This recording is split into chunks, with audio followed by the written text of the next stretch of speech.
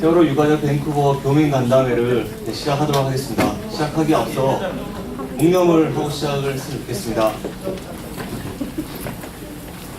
지난 4월 16일 국가의 무능과 초동대처 미입으로 304명의 꽃다운 영혼들이 왜 죽어야만 하는지 영문도 모른 채 사라져갔습니다. 304명들의 영혼들의 넋을 기르며 잠시 묵념하겠습니다. 묵념.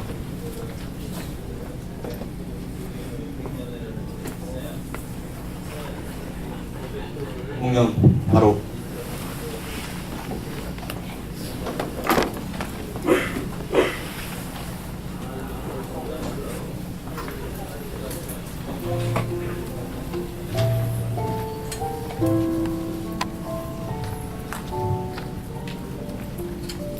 세상이 절망적일수록 우리는 늘 새롭게 시작할 것이다. 그래도 부모들은 다시 길을 걸는다. 아파서 또 울었다. 시민들의 마음이 어떻게 이렇게 순식간에 절대적인 분위에서 절대적인 반감으로 바뀌는지 그분들은 어리둥절해했다. 세상은 참그하였다. 언론이, 정치인이, 일부의 사람들이 순식간에 선장보다 해경보다 더 나쁜 사람들이 되어갔다. 가족들을 조롱하고 보상금으로 공격했다. 그리하여 사람들 사이에 마음의 벽을 만들고 서로의 관계를 파괴하고 있었다. 이 비정상적인 현상은 한국 사회를 뒤흔들었고 사회의 가장 밑바닥에 숨겨진 빈정은 그대로 드러났다. 그래도 부모들은 천천히 또 길을 갔다. 자식들이 있기 때문에. 세상이 아무리 기이하고 많은 고통을 준다 해도 그들은 전에 없던 길들을 만들어가고 있었다.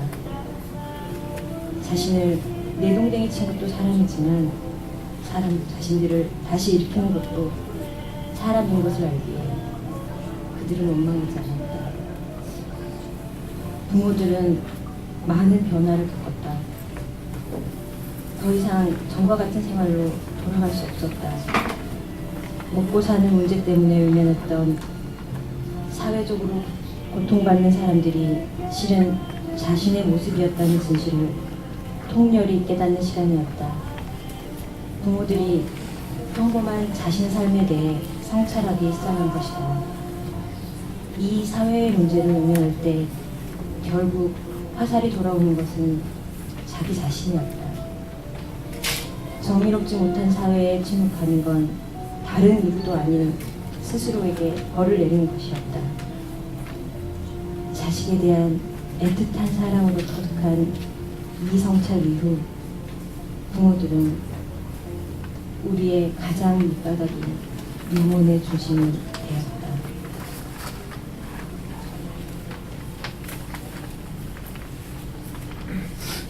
그 영혼의 중심이 되신 그분들은 지금 여기까지 달려왔습니다. 그분들의 이야기를 직접 전하려고 합니다. 오늘 이 자리에 모이신 모든 분들께 저희 초대를 기꺼이 받아주셔서 감사하다는 말씀을 먼저 드리겠습니다. 오늘 행사는 세월호를 기억하는 밴쿠버 사람들과 제가 속해 있는 낮은 연대라는 그룹이 공동 주최했고요. 2월 26일 토론토에서 첫 연락을 받은 후 한 달 정도를 이분들과 고민하며 오늘 행사를 준비했습니다. 부족한 점이 많더라도 너그럽게 이해해 주시길 바랍니다. 또한 짧은 기간이었지만 많은 분들이 후원을 해주셨습니다. 화면을 보시면 오늘 행사를 후원해 주신 모든 업체가 나와 있습니다. 이분들께도 이 자리를 빌어 다시 한번 김치으로 감사의 말씀을 전하겠습니다. 그리고 저는 오늘 여러분과 저희 유가족분들을 이어주는 중간자 역할을 하겠습니다. 저는 오늘 사회를 맡은 김상도라고 합니다. 네, 반갑습니다. 먼저 영상을 하나 보겠습니다. 28분짜리 영상이고요. 제목은 지지들은 침몰하지 않는다고요. 이 영상은 세월호가 침몰한 지 200일이 되는 날 만들어졌고요. 학교 창작소에서 제작된 것입니다.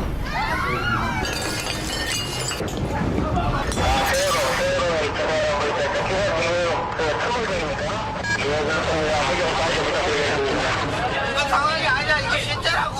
야, 누구 구명조끼 좀 할 거야?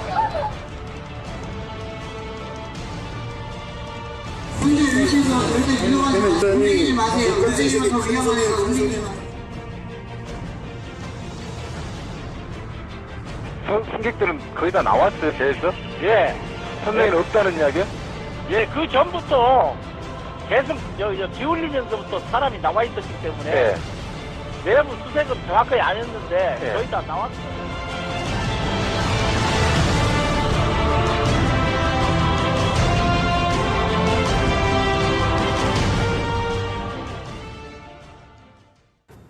(2014년 4월) 대한민국을 충격에 빠뜨렸던 세월호 사건은 수많은 기록을 남겼다.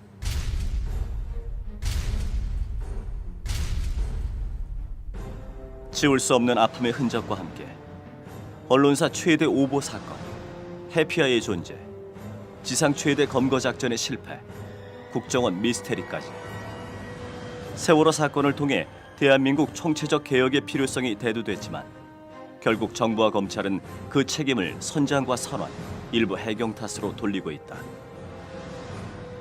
세월호는 왜 침몰했는가? 사고가 왜 참사로 이어졌는가? 과연 어디에서부터 잘못된 것인가? 이 물음에 대한 답을 찾기 위해 세월호가 침몰하던 4월 16일로 돌아가 보자.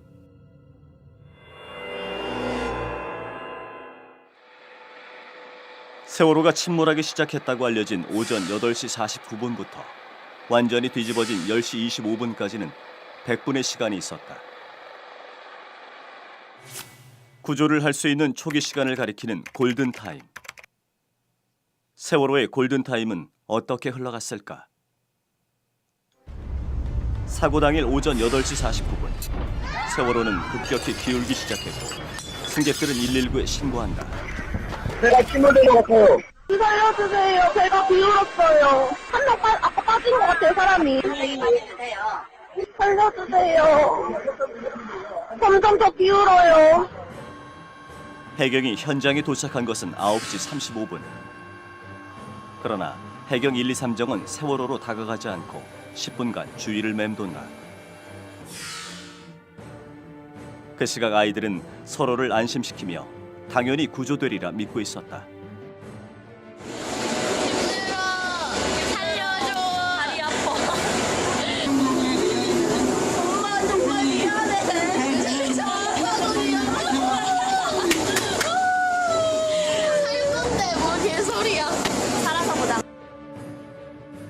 구조를 기다리는 400여 명의 승객을 위해 해경이 보낸 것은 고작 7인승 구명보트 한 대뿐이다. 이 보트가 최초로 구조한 인원은 5명, 전부 기관부 선원들이다. 가판 위에 있던 김병규 씨는 필사적인 노력으로 두 번째 보트에 탈 수 있었다. 이 구명조끼에 보면 호루라기 붙어 있어. 그 3명이 같이 불장에서 부른 거야. 그때 쳐다본 거야. 떠날 때. 좀 기름 묻은 그런 작업복 스타일이 있더라고. 그래서 선생님 어디서 탈출하셨습니까? 어디서 구조했습니까? 어디 승선했어요? 하니까는 기관실에 있었대. 아니 기관실은 바닥인데 배. 아니 그 상황에서 어떻게 탈출했습니까? 대단하시네요. 그러고 말았어. 그렇게 10여 분이 흐른 후 해경 1, 2, 3정이 세월호에 접근한다. 그런데 승객이 몰려있을 뒤쪽으로 가지 않고 바로 조타실로 향한다. 그곳에서 구조한 것은 선장과 선박직 선원들.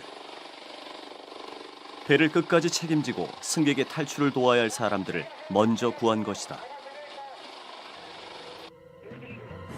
해경의 이해할 수 없는 행동은 계속된다. 400명에 달하는 승객이 빠져나오지 못했지만 해경은 선내로 진입하지 않는다. 심지어 선내 방송을 할 수 있는 조타실에 들어가서도 탈출 방송을 하지 않았다.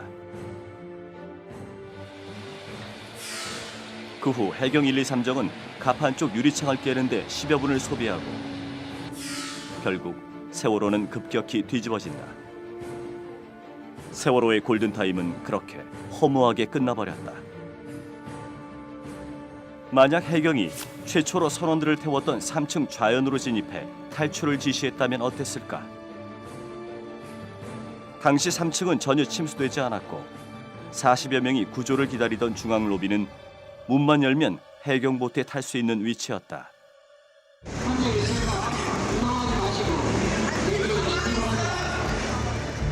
중앙 로비거든요, 이쪽이. 아, 여기가요? 네. 말을 안 하잖아요, 지금. 바로 옆에 있었는데. 네. 글로 붙여서 말 한마디만 했으면 이렇게 해서 얘기하면 들린다니까요. 갇힌 데도 아니고 로비에서 계속 기다렸다는 건 아니에요, 지금. 자연의 끝에서 걸어가면, 벽을 잡고 걸어가면 자연 계단 여기로 나올 수 있을 겁니다.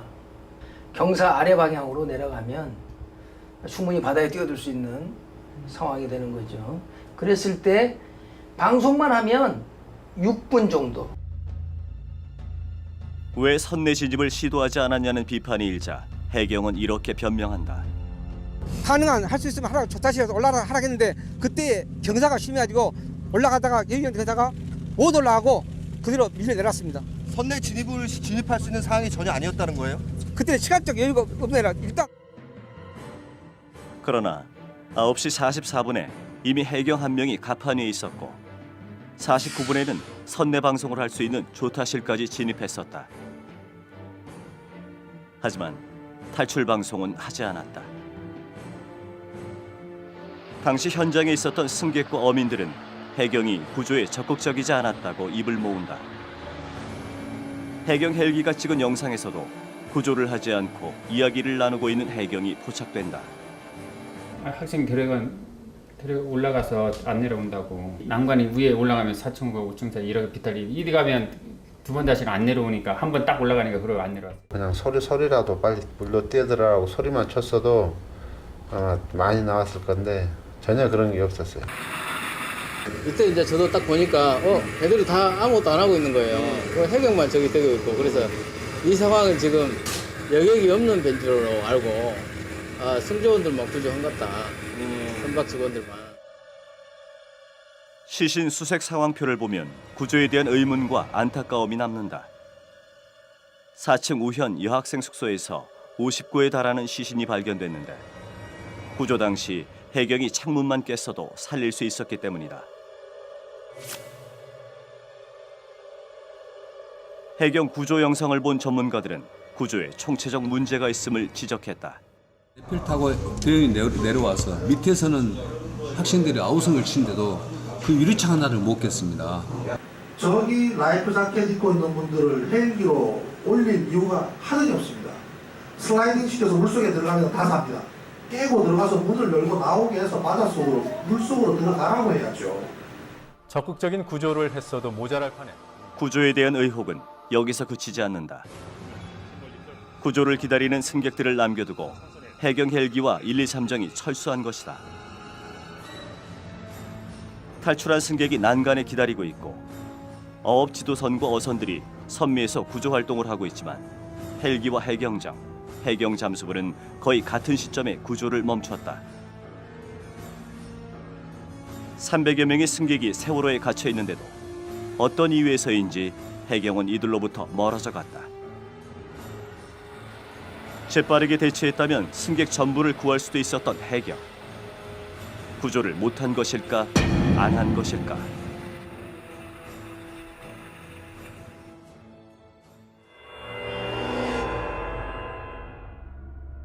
헬기로 구조된 단원고 교감은 진도체육관에서 제자들의 구조를 돕기 위해 최선을 다하고 있었다.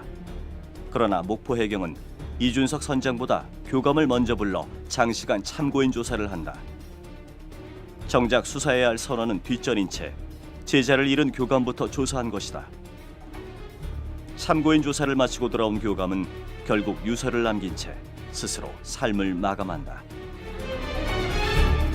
반면 선장과 선원들에 대한 조사는 매우 더디게 이루어졌다. 목포해경은 사고 다음 날에서야 이준석 선장을 조사하고 해경 간부의 아파트로 데려가 재웠다. 피의자를 경찰의 집에서 재운다는 것도 있을 수 없는 일이지만 출입자를 기록한 CCTV 영상마저 삭제되는 일까지 벌어졌다.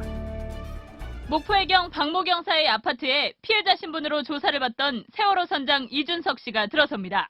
그런데 이 씨를 집으로 데려간 해경 직원 2명은 자리를 비운 사실이 있어 박 경사의 아파트에 또 다른 사람이 있었던 것 아니냐는 의혹이 일고 있습니다. 이준석 선장이 집을 나선 날 다른 사람들의 출입 여부를 확인할 수 있는 현관 CCTV 영상 기록이 2시간 정도 지워졌기 때문입니다. 저렇게 일자로 녹화되는 것도 이상한 일인데 누가 손을 댔다는 얘긴데? 대 선장이 누가 카메라 앞에다가 그걸 막아놨다고. 선원들은 입을 맞출 수 있게 해주고 선장은 경찰의 집에 데려가 혼자 두고 특정 시간대에만 CCTV가 작동하지 않는 상황을 우연이나 실수로 포장하기엔 석연치 않은 부분이 너무 많다. 사고 당시 관할 관제센터였던 진도 VTS가 공개한 세월호 교신 녹음 파일도 조작 논란에 휩싸였다.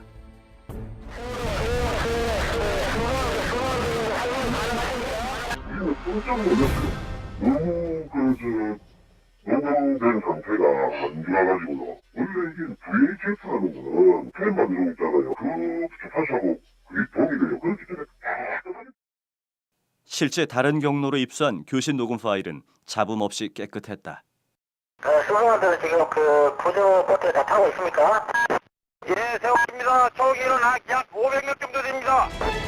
덮어 씌운다든가 아니면 이렇게 두 개가 믹싱이 된다든가 이렇게 해가지고 의도적으로 편집이 됐을 가능성이 의심스럽다 이렇게 볼 수. 진도 VTS가 세월호에 승객 대피를 요구했다는 교신 일지의 내용도 사실과 달랐다.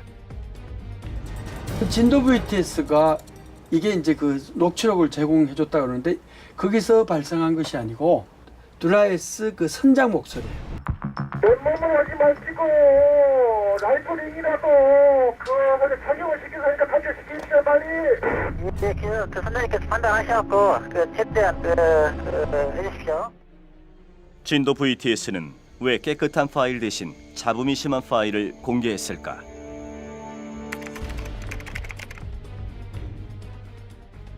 세월호에서 발견된 선원 노트북에는 국정원이 관계된 흔적도 보인다. 국정원 지적사항이라는 문건에는 선원 휴가 계획서에서부터 작업수당 보고서, 천시실 도색 작업, 해양안전수칙 CD 준비 등 상세한 작업 지시 내용이 담겨져 있다. 국정원은 이를 두고 세월호의 국가보호장비 지정을 위해 2013년 3월에 보안 측정을 실시했다고 해명했지만 문서의 작성일은 그 전인 2월이어서 논란은 증폭됐다. 또한 국내 여객선 중 세월호만 유일하게 해양 사고가 발생했을 때 국정원에 보고하도록 한 것도 의문이다.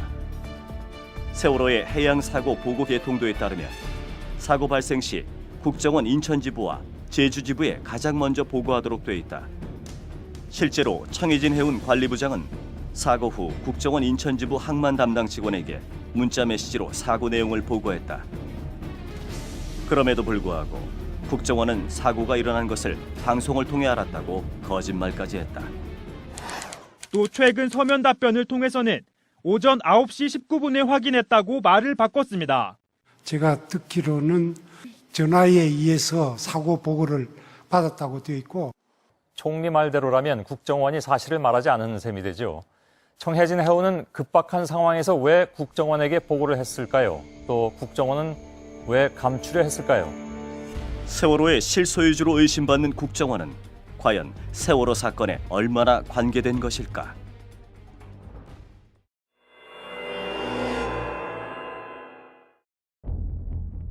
사고 직후 정부는 사고의 원인을 급선에 의한 침몰로 추정하며 듬성듬성 끊긴 항적도를 공개했다.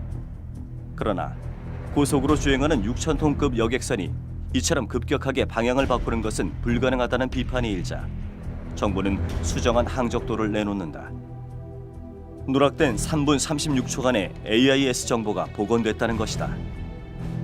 그 이후에도 한 차례 더 항적도가 수정됐지만 세월호가 변침할 당시인 오전 8시 48분 44초부터 49분 13초까지 29초간의 기록은 빠져있다. 정부 AIS 시스템을 유지보수하는 업체에서는 이런 경우가 없었다고 말한다. 29초 동안 안 들어오는 경우는 저희가 AIS 기지국을 운영을 해보면서 그런 경우는 없었던 걸로. 사라진 이 29초 동안 무슨 일이 일어난 것일까?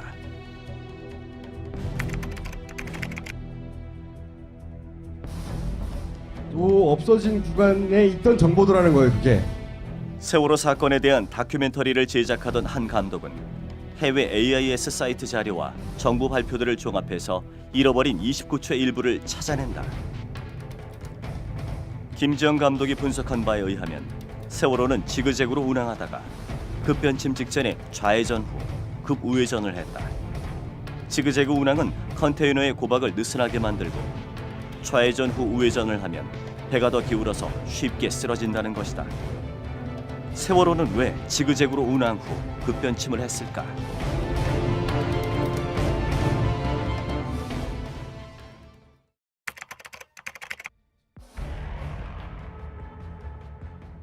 급변침을 하는 도중에 이상한 점도 발견된다.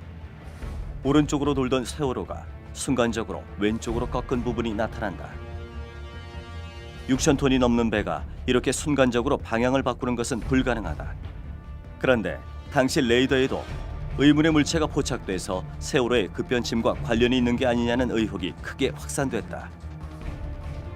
급변침 직후 나타난 50에서 100m에 달하는 물체가 10분 정도 후에는 돌연 사라진다. 언론에서는 이 물체가 세월호에서 떨어진 컨테이너 박스 같다고 보도했지만 다른 분석도 있다. 근데 컨테이너가 몇십 개가 되는데 떨어져 나갔으면 다 분산이 됐을 수도 있지 않겠느냐. 그렇다면 저렇게 한 덩어리로 안 보인다는 그런 분석도 나올 수 있다는 얘기고요. 영상을 보면 한꺼번에 가라앉은 것으로 되기 때문에 그래서 전문가들에 따라서는 저것이 컨테이너의 집합체가 아니라 하나의 물체로 볼 수도 있지 않느냐라는 그 주장이죠. 이 전문가는 또 오른쪽으로 급하게 변침한 것 자체가 돌발 상황이 있었다는 것을 뒷받침한다고 설명했습니다. 바로 오른쪽에 섬에 있는데도 그쪽으로 변침한 건 앞에 뭔가를 피하기 위해서였다는 것밖에 설명이 안 됩니다. 멀리서 보였으면 미리 소변침을 했겠죠. 그런 거 없이 확 돌잖아요. 잠수함은 밑에서 부양을 하는데 항해하다 보면 잘 안 보입니다. 통통배까지 잡아내는 레이더에 안 잡히는 무엇인데 급히 피해야 하는 무엇? 과연 레이더에서 등장했다 사라진 50에서 100m 길이의 물체는 무엇일까? 세월호가 침몰한 이유와 어떤 관련이 있을까?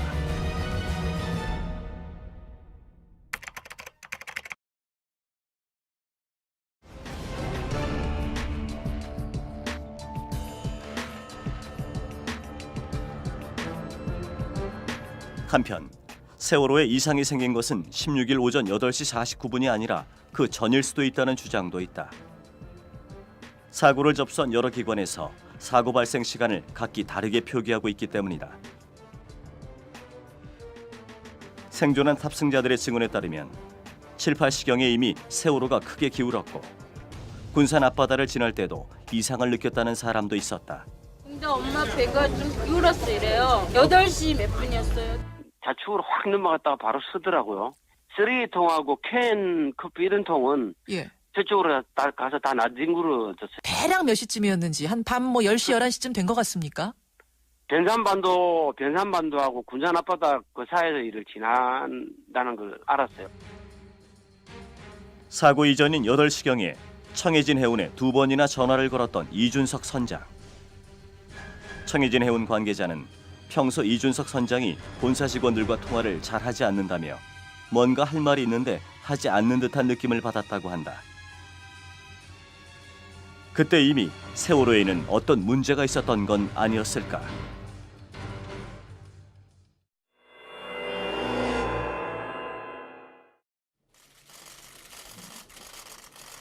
검찰은 지난 10월 6일 세월호 참사의 수사 결과를 발표하면서 세월호 침몰 사유를 밝혔다.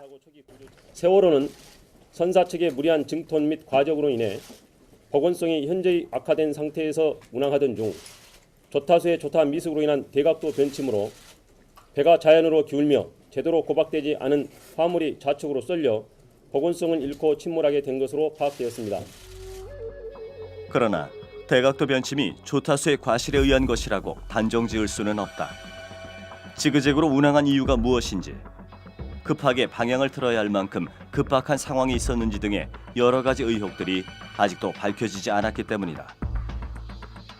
해상 사고에서 가장 중요한 단서라고 할 수 있는 항적도와 레이더 영상에 대한 의문조차 해결하지 않은 채 검찰은 조타수의 실수라고 서둘러 단정지어버렸다.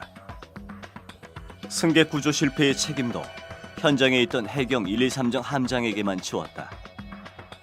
대형 여객선의 침몰 현장에 고작 경비정 한 척과 헬기 3대만 투입한 해경은 구조 초기 해군의 투입을 막고 미군의 도움도 거절했다. 수상구조에 특화된 소방본부의 구조 인력조차 방치했다. 현장 책임자에 불과했던 123정 함장이 이러한 결정을 내릴 수 있었을까? 해경의 지휘라인에 있던 어느 누구도 구조 실패에 대한 책임을 지지 않은 채 일선 책임자만 처벌한다는 것은 전형적인 꼬리 자르기식 수사에 불과하다. 검찰의 발표가 비판을 피할 수 없는 이유는 또 있다. 세월호의 실제 소유주나 신경 썼을 법한 사항이 왜 국정원 지적 사항으로 기록돼 있었는가 하는 의혹에 대해 검찰은 국정원의 해명을 똑같이 되풀이했다. 국정원 개입설 등은 모두 사실 무근인 것으로 확인되었습니다. 막대한 자금력으로 정관계 인사들에게 로비를 해왔을 것이라고 의심받던 유병헌 로비 의혹도 한간에 이야기되던 골프채 의혹 수준에서 마무리했다. 검찰은 로비는 없었다고 결론을 내렸습니다. 구원파와 김기춘 비서실장의 관계도 의심스러웠지만 이에 대해서는 수사조차 하지 않았다. 이러한 검찰에게 대통령이 사고 후 7시간 동안 대책회의도 주재하지 않고 뭘 했는지 밝히라고 요구하는 것은 애당초 무리였을까? 그러니까 대통령께서 어디에 계셨는데 서면 보고를 합니까? 대통령께서 집무실에 계셨습니까? 그 위치에 대해서는 제가 알지 못합니다. 비서실장님이 모르시면 누가 아십니까? 비서실장이 일일이 일거수일투족을 다 아는 건 아닙니다. 대통령께서는 다른 공식 일정이 있으셨습니까? 이 당시에? 그 당시에 대통령이 어떤 일정이 있는지 저하고 관계되는 일정은 잘 모르겠습니다. 네. 비서실장이 그런 어마어마한 사고가 생긴 당일날 대통령의 동선을 모른다는 건 있을 수 없습니다. 대통령의 모든 것들이 공유됩니다. 최소한 부속실 비서들에게. 그래서 모를 수가 없죠.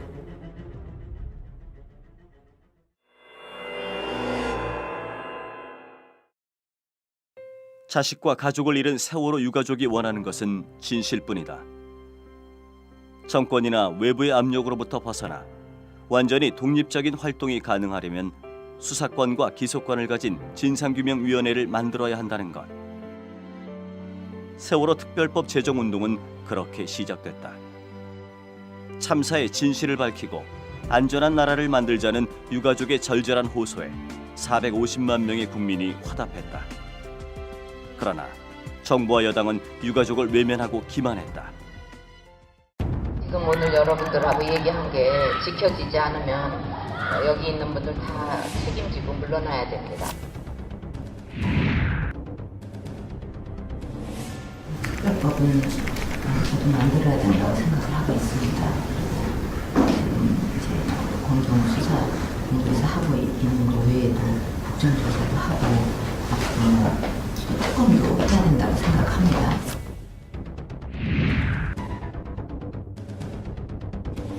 이번 사고에 제대로 대처하지 못한 최종 책임은 대통령인 저에게 있습니다. 앞으로 희생자들의 넋을 기리고 안전의 중요성을 되새기기 위해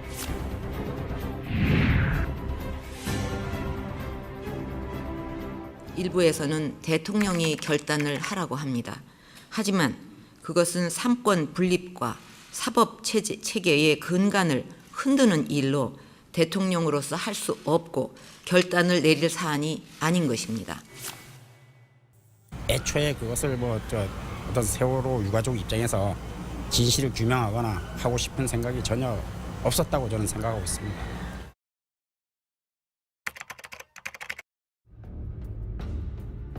대통령이 유가족과의 약속을 내팽개치는 동안 정치인들은 유가족의 가슴에 비수를 꽂았다. 세월호 희생자와 유가족들을 모욕하는 발언들이 지속적으로 그것도 여당에서만 나오고 있다는 데 있습니다. 여당 지도부가 입단속을 하는 것처럼 해왔지만 문제의 발언 당사자들 상당수가 지도부거나 지도부급 인사들입니다. 현재 세월호 국정조사 특별위원회를 이끌고 있는 심재철 위원장. 국가 유공자들보다 몇 배 대우를 해달라는 것이 특별법의 주장이다. 사망자 전원을 의사자로 지정해달라고 한다. 이들은 유가족이 제안한 특별법 어디에도 없는 의사자 지정과 대학 특례 입학 등을 거론하며 국민을 분열시키고 선동했다. 우리가 그 배 타고 놀러 가라 그랬어요. 죽으라 그랬어요. 세월호 희생자들의 의사자 지정에 반대하며 다른 의사자들에 대한 모독이라고 목소리를 높였습니다. 급기야 분단 이후 반공을 무기로 공공연한 테러를 일삼아온 서북 청년단이 부활을 예고하기에 이른다. 세월호 노란 깃발 지겹다 이제. 국민들이 다 싫어하는데. 만약 지금 하시면 불법입니다. 안돼 왜 불법입니까? 뭐 다 해야 돼. 안 돼. 복잡한 대한민국 현대사에서 악몽과도 같은 테러 집단으로 규정된 서북 청년단. 당시 주한미군 방첩대 보고서는 이승만과 서북 청년단의 관계를 이렇게 서술했다.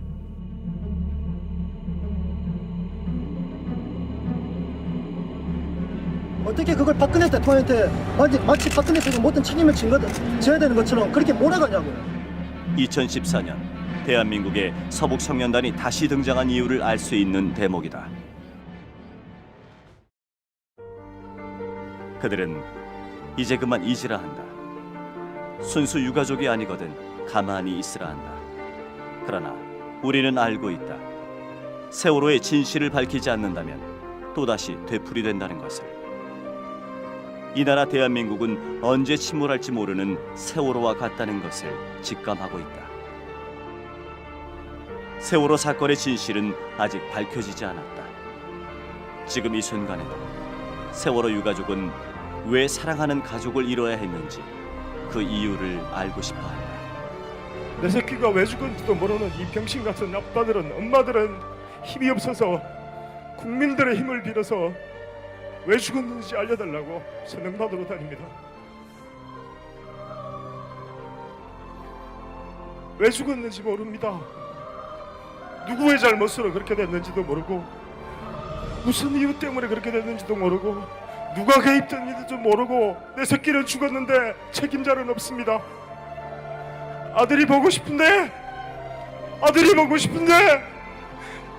내 새끼는 죽었고 아무도 없습니다.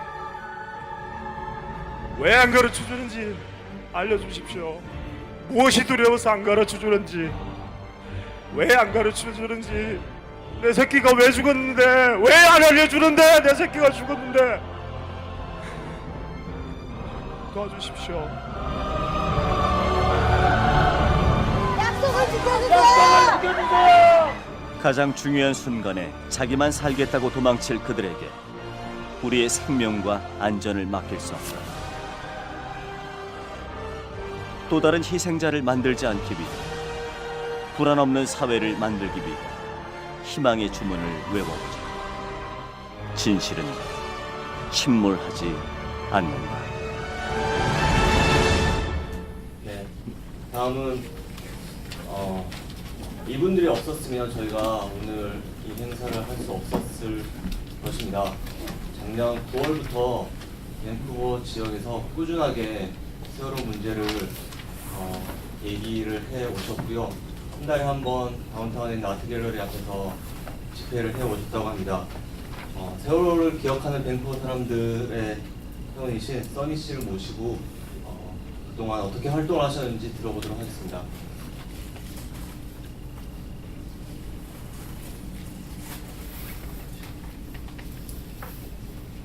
안녕하십니까. 세월호를 기억하는 밴쿠버 사람들의 써니입니다. 저희 세기배는 2014년 9월 20일 각자 인터넷 게시판이나 또는 SNS를 통해 집회를 알게 되어서 모였습니다. 항상 다른 지역의 세월호 추모 집회나 행사를 보면서 밴쿠버 지역에서도 집회를 가졌으면 하고 갈망했던 광역 밴쿠버 지역의 한 사람 한 사람이 모여서 집회를 하게 되었고요. 그리고 세월호를 기억하는 토론토 사람들에서 집회 포스터를 밴쿠버에 또한 인쇄 하시는 분한테 보내주셔서 그분이 또 재능 기부를 해주셨습니다. 그래서 첫 집회가 저렇게 이루어졌고요. 정말 보시다시피 옷도 색깔도 안 맞고 모였지만 저희 모두 다 되게 뜻깊게 모였었습니다. 처음 세기밴의 멤버들의 집회 참가 목적은 각각 달랐습니다. 세월호 사태가 다시 일어나지 않기를 바라는 마음, 대한민국의 실종된 민주주의를 다시 찾기를 원하는 마음, 실종자와 희생자 가족들의 아픔을 나누고자 하는 마음, 한 정권의 정당성 없음을 외치고자 하는 마음 등등 여러 가지가 있었습니다. 하지만 정기 집회를 갖기로 뜻을 모으고 또 한 마음을 갖기로 결정했습니다. 오직 한 가지, 세월호 희생자 추모 및 진상규명 촉구, 그것입니다. 그러면서 한국 세월호 대책위에서 정부의 성명서를 발표할 때마다 함께 성명서 지시를 보냈고, 집회 목적도 특별법 제정 촉구, 세월호 인양 촉구 등으로 세월호 유가족의 뜻을 지지하는 정기 집회와 청원 서명을 받는 모임으로 방향을 잡고 그렇게 집회를 계속하고 있습니다. 오는 4월 11일 토요일 오후 3시부터 세월호 참사 1주기 추모 집회를 가질 예정입니다. 희생자들의 영정사진과 함께 그들을 기억하고 또 남은 가족들을 기억할 수 있는 시간이 되길 바랍니다. 꼭 기억하셔서 추모 집회에 함께 참여해 주시기를 바랍니다.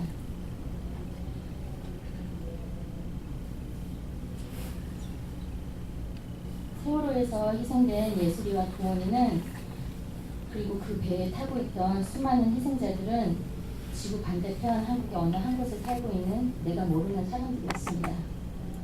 하지만 이젠 아닙니다. 그 사고가 있던 날 이후로 대한민국에서 태어난 모든 사람들, 아니 스스로 한국인이라고 여기는 모든 사람들은 그 아이들이, 선생님들이, 그 일반인들이 함께 살아나오기를 정말 열심히 기도했을 것입니다. 그렇기 때문에 그들이 살아오지 못한 그 소식에 함께 아파하고 울었습니다. 그래서 이제는 남이 아닙니다. 그렇기 때문에 세월호를 기억하는 밴쿠버 사람들은 세월호 유가족이 그토록 원하는 진상규명이 완전히 이루어질 때까지 집회를 이어나갈 것입니다. 그리고 함께해 주실 여러분을 기다립니다. 감사합니다.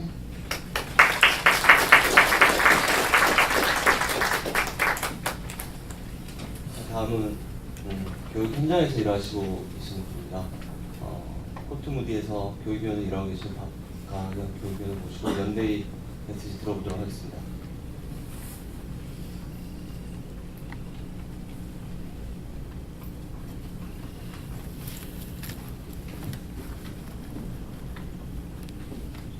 안녕하세요. 코끼클럼 교육청의 박가영입니다. 먼저 세월호 희생자분들께 삼가 주의를 표합니다. 아울러 이 자리에 참석해주신 교민분들께도 감사의 말씀드립니다. 세월호 사건이 있고 1년이 지난 지금 아직 그 상처는 저의 마음을 비롯한 한국 교민분들, 모든 대한민국 국민의 마음에도 고스란히 남아있는 것 같습니다. 무슨 말을 해야 할까요? 무슨 말이 필요할까요? 그 순수하고 어린, 표현하지 못한 코단성이 같은 아이들을 지켜주지 못한 것이 미안할 따름입니다. 모범이 되어야 할 어른들이 그 순간의 욕심과 어리석음을 위해서 추억을 남길 재미있는 수학여행이 되어야 할 학생들과 여러 사람들이 무고하게 희생되어서 차디찬 바닷물에 갇히게 한 죄를 생각하면 수백 번 사과하려 헤아려 보아도 그 마음은 무단한 것 같습니다. 희생자가 모두 돌아올 것이라고 안심하라고 한 지 한참이 지난 지금도 아직 애타게 기다리고 있는 부모님들 곁으로 돌아가지 못한 9명의 안타까운 사람들이 있습니다. 최근까지도 진도 팽목항의 아픔의 현장을 떠나지 않고 지키며 여전히 눈물을 흘리고 있을 분들을 생각하면 너무 가슴이 먹먹합니다. 우리 가엾은 아이들과 희생자를 생각하며 세월호 사건이 터진 직후에 많은 사람들이 미안한 마음으로 아픔을 함께 나누고자 노란 리본을 항시 가슴에 찼습니다. 또 많은 캐나다 현지 분들도 분노와 동시에 안타까운 마음으로 저를 비롯한 한국 분들과 다 같이 애도하며 슬픔을 나누었습니다.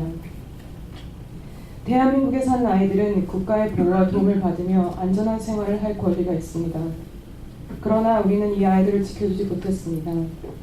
다시는 아이들 얼굴을 볼 수가 없습니다. 아이들이 헛된 희생이 되지 않도록 우리 모두 반성하고 나아가 철저히 보강하여 미래의 밑거름이 될 아이들을 비롯한 우리 사람들이 평안하게 살 수 있기를 간절히 바라는 바입니다. 먼 땅에 있는 저희도 여전히 아직 마음 한 구석에는 세월호를 보내지 못했습니다. 신문 기사 속 사연들을 읽다 보면 눈물이 나고 너무 안타깝습니다. 저는 아이들을 가르쳐 왔던 선생님으로서 한국계 캐나다 교육위원으로서 죄송한 마음으로 유가족분들께 치유와 위로의 말을 드리고 싶습니다. 이러한 비극은 다시는 일어나지 않아야 할 것입니다. 다시 한번 강조하지만 철저하게 진상을 규명하고 안전한 사회로 거듭나는 계기가 되도록 모두 노력해야겠습니다. 아직 돌아오지 못한 9분도 빠른 시간 내에 가족의 품으로 돌아오시기를 기원합니다. 채 피어나지 못하고 깊은 바닷물 속에 희생된 304명의 희생자분들의 명복을 다시 한번 비는 바입니다. 잊지 않고 우리는 여러분들을 기억할 것입니다. 감사합니다.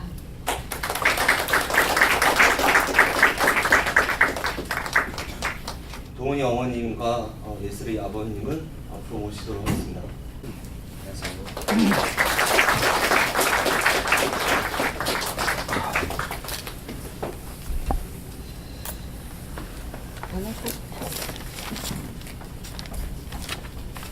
반갑습니다. 저는 다롱고등학교 2학년 3반 김도원 엄마입니다. 눈에 좀 명찰이 많이 띄죠? 이 명찰은요, 우리 도훈이 명찰이에요. 돌아서면 1년인데 이 명찰을 잘 도훈이는 제 곁에 없기 때문에 제가 도훈이 명찰을 항상 가슴에 차고 간답이며 농성장이며 다니고 있습니다. 반갑습니다.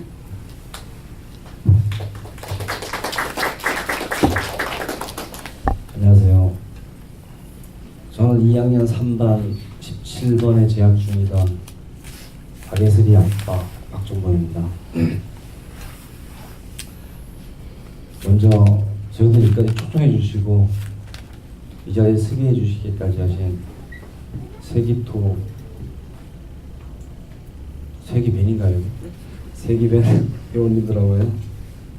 낮은 연대 회원님들한테 진심으로 감사의 말씀 드립니다. 그렇습니다. 세월호는 일어나지 말아야 될 참사였습니다. 세월호에는 304명의 희생자가 있는데요. 그 중에 남한고 학생이 250명이었습니다. 250명의 학생 중에서는요, 대통령이 되고자 하는 꿈을 가진 아이도 있었고, 정치를 하고 싶은 아이, 박사가 되고 싶은 아이,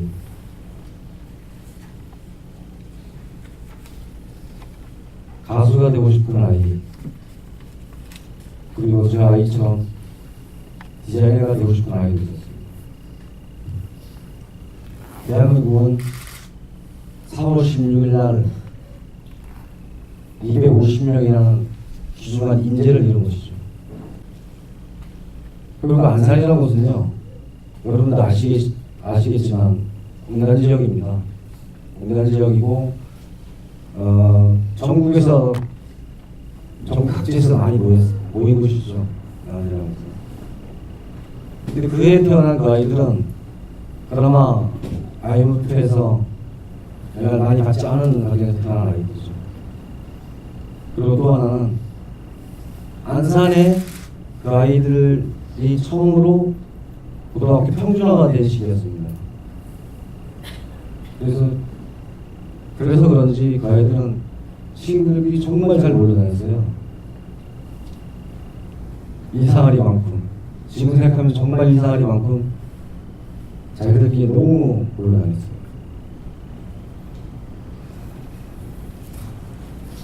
수학여행 가기 전에요. 수학여행 가서 불꽃놀이 하며 축제할 때 각 돌아가면서 자기가 장기자랑을 한대요. 그래서 장기자랑을 하기 위해서 한 달 전서부터 들뜬 마음으로 연습을 합니다.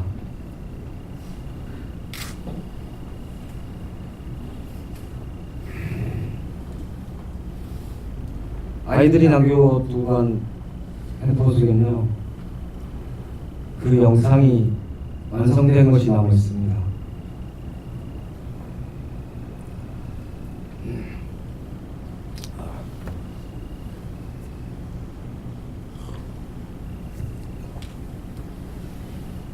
벌써 사고 난 지 1년이 다 돼갑니다.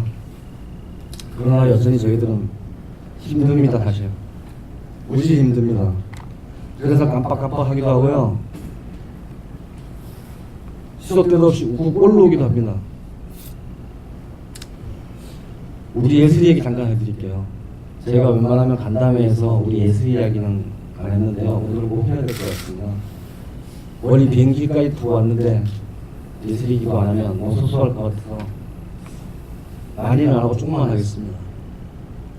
우리 예슬이는 장녀였습니다. 제가 장남이고요. 장녀였습니다. 무지 이뻤습니다. 정말 어릴 때부터 표지 모델 콜이 들어올 정도로 이뻤습니다. 가는 곳마다 귀여움을 독차지했습니다. 유치원 때부터 미술에 재능을 보였습니다. 아빠한테 색채감을 가르쳐주기도 했고요. 매 학년마다 포스터 대회를 나가면 꼭 그림상은 타봅니다. 새우상부터 3등상까지. 개근상은 못 타도 그건 꼭 타보더라고요. 전시회를 보신 분들은 알겠지만 예슬이가 구두 스케치를 해놓은 곳이 있어요. 그것은 사실 고등학교 때 된 것이 아니고 중학교 2학년, 3학년 때 해놓은 스케치였어요. 그때 이 녀석도 열심히 자기 꿈을 향해 열심히 돈을 벌어서 잘했습니다. 집에 속 한 번 안 시키고 엄마 아빠가 바쁘다는 핑계로 같이 있는 시간이 많지 않았을 때는 하나밖에 없는 자기 동생을 챙기면서 부모들 깃발을 도맡아고 그랬죠. 그런 천국 같은 아이가 구조의 손길 한번 바라보지 못하고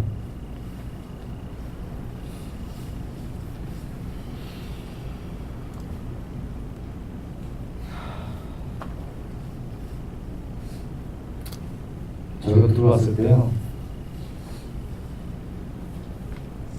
저 울어주지도 못했습니다. 왜냐면요, 너무 기가 막혀서요. 믿어지지가 않아서요. 그리고 또 아빠라서요. 동생이 있고 지 엄마가 있는 앞에서 아빠가 눈물을 보일 수가 없더라고요. 지금까지도 못 울고 있습니다. 참고 있습니다. 정말 어디 가서 속 시원하게 펑펑 울고 싶습니다. 그런데 그걸 기회마저 주지 않습니다. 지금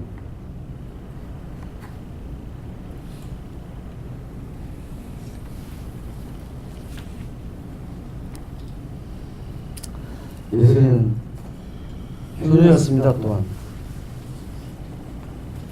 공부는 잘하지 못해서요, 개근상은 못 받았지만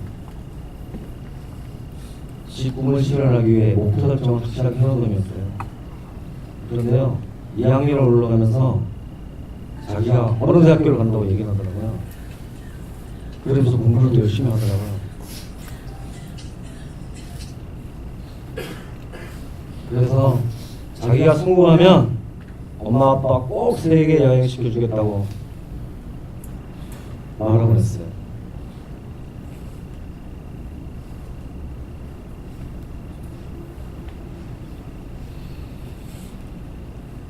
저는 캐나다를 볼 때 우리 딸아이가 했던 얘기가 생각이 나더라고요.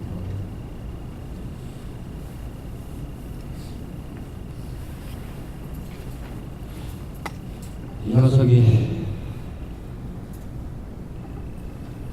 저먼 하늘나라에까지 가서 아빠한테 정말 비행기를 띄워주는구나. 이 못난 아빠는 마지막 순간에 정말 지켜주지도 못했는데 이 녀석 끝까지 효도를 하는구나. 정말 이런 생각, 어리석은 생각을 했습니다.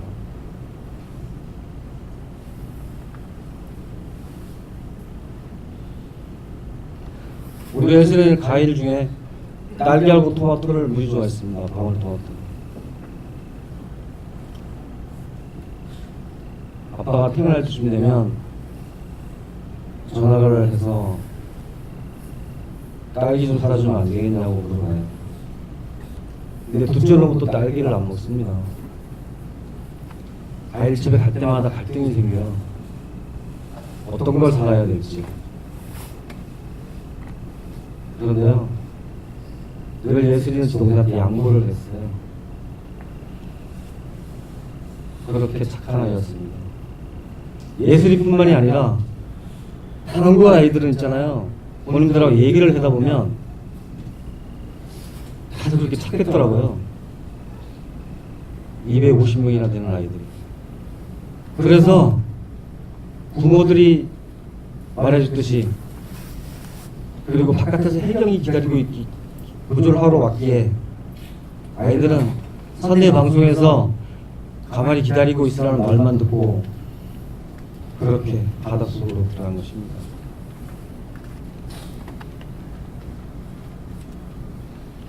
저희는 부모입니다. 다른 거 바라는 거 한 개도 없습니다.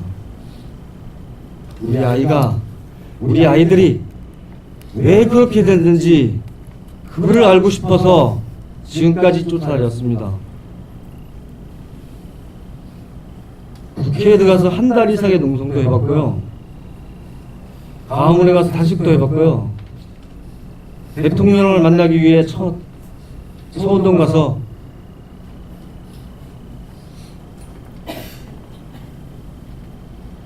(49일) 동안 있었습니다. 그리고요 19박 20일 동안 동행이 됐습니다. 한편으로는 이렇게 간다며 다니면서 우리가 이렇게 다니는 이유는요, 대한민국 언론이 제 역할을 못해줬기 때문이에요. 대한민국 언론이 제 역할을 해줬다면 저희들이 이까지 올 이유도 없었겠죠. 그 이유는 대한민국 국민이 정말 진실을 제대로 알고 있었다면 가만히 있지 않을 거라고 저는 알고 있기 때문이죠. 여기 오신 분들은 세월호 진실에 대해서 얼마나 알고 계신지 모르겠는데요, 대한민국 국민 역시 50%는 진실을 모르고 있습니다. 대한민국 국민들이 착해서가 그런 게 아니에요. 모르고 있습니다. 저희들은 알릴 수 있는 한계가 있더라고요. 공중파에서 전혀 진실을 가르쳐주지 않고 있으니 대다수의 국민들은 모르고 있는 거죠.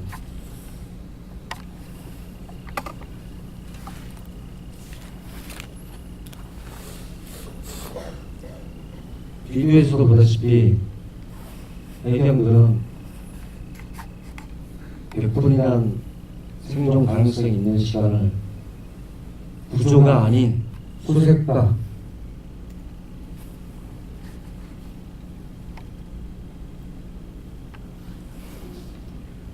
수색이 어쩔 수 없어요.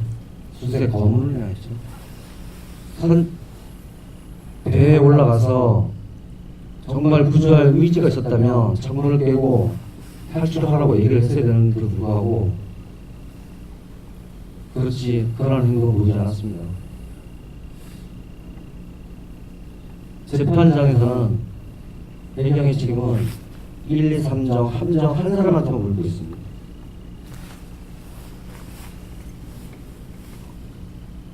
어떻게 이게 경위 따위 한 사람한테 304명의 목숨을 앗아간 그 책임을 그 사람 혼자한테 물을 수 있겠습니까? 근데 저는 알고 싶습니다. 정말 진실이 무엇인지. 근데 저희들 힘으로는 안 됩니다. 여러분들 도와주셔야 합니다. 이제는 집에서 가만히 계시지 마시고요. 저희들과 함께 목소리 내주시고 같이 행동해 주셨으면 좋겠습니다. 부탁드리겠습니다. 함께 해주십시오. 감사합니다.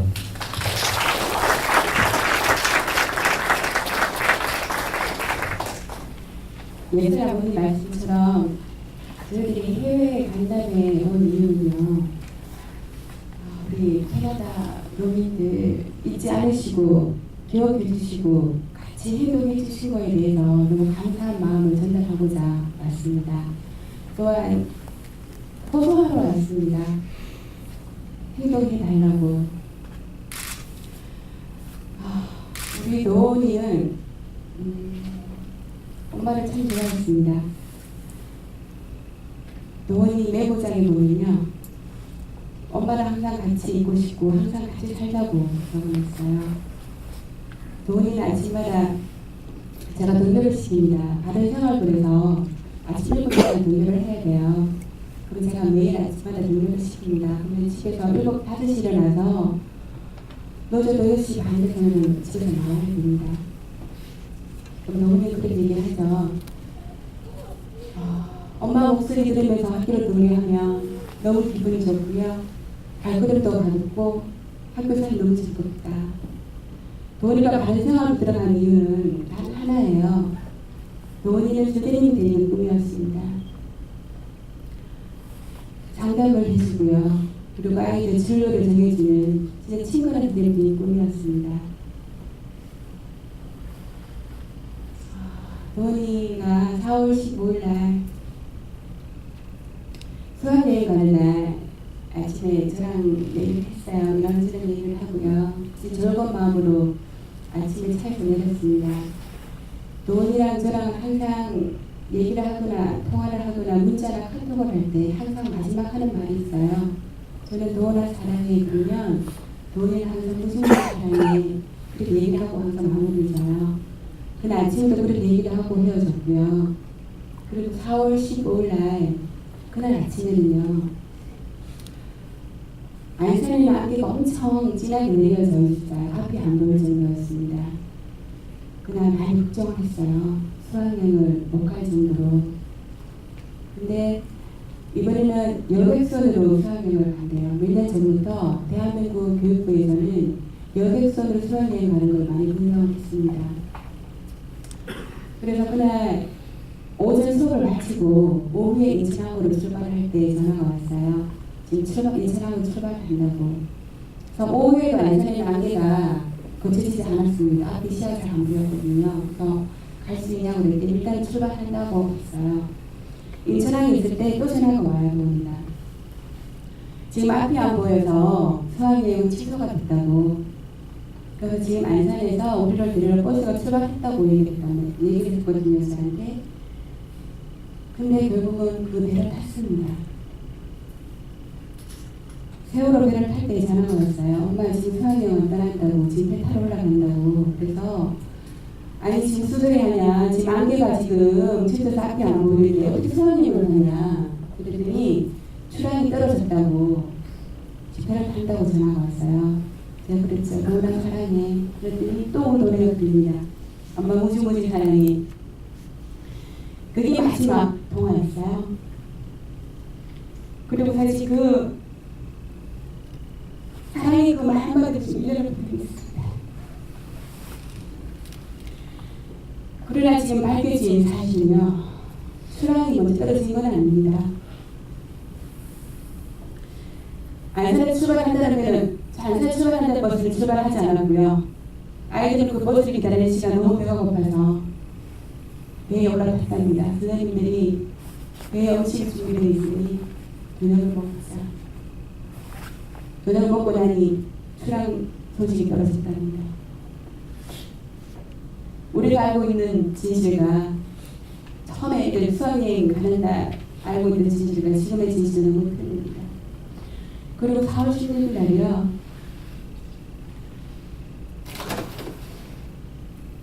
여덟 시 전에 잠깐 전화가 떴어요. 세월호 배가 지금 진도 해역에 서 있다고. 근데 그 이후로는 그 자막이 사라지고 없습니다. 다른거 교실, 다른거 행정실에는 8시 10분에 보고가 됐어요. 어떻게 보고되냐면요. 제주 VTS에서 세월호 연락이 안 된다고 학교로 연락이 왔습니다. 근데 우리 학부모들한테는 9시 50분에 문자가 왔어요. 그 내용은요. 지금 아이들이 탄 세월호 배가 침몰 중은 아니고요. 고장난 편체로 그냥 서 있고 그리고 학생들 전원 구명조끼 입고 있습니다. 라고 문자가 왔어요. 근데 지금 밝혀진 사실로는 벌써 선원들만 9시 39분에 다 전원 구조가 됐습니다. 그리고 우리 아이들 구명조끼 다 입고 있었습니다. 그리고 10시 반에 또 두 번째 문자가 옵니다. 120명 구조고요. 그리고 학생들 우선으로 문자하고 있으니 걱정하지 마시고. 그때는 벌써 배가 침몰 중이었습니다. 결정적인 문제는요. 11시 10분경에 다시 문자가 보냅니다. 어떻게 올 줄 아세요? 다 알다시피 전원 구조.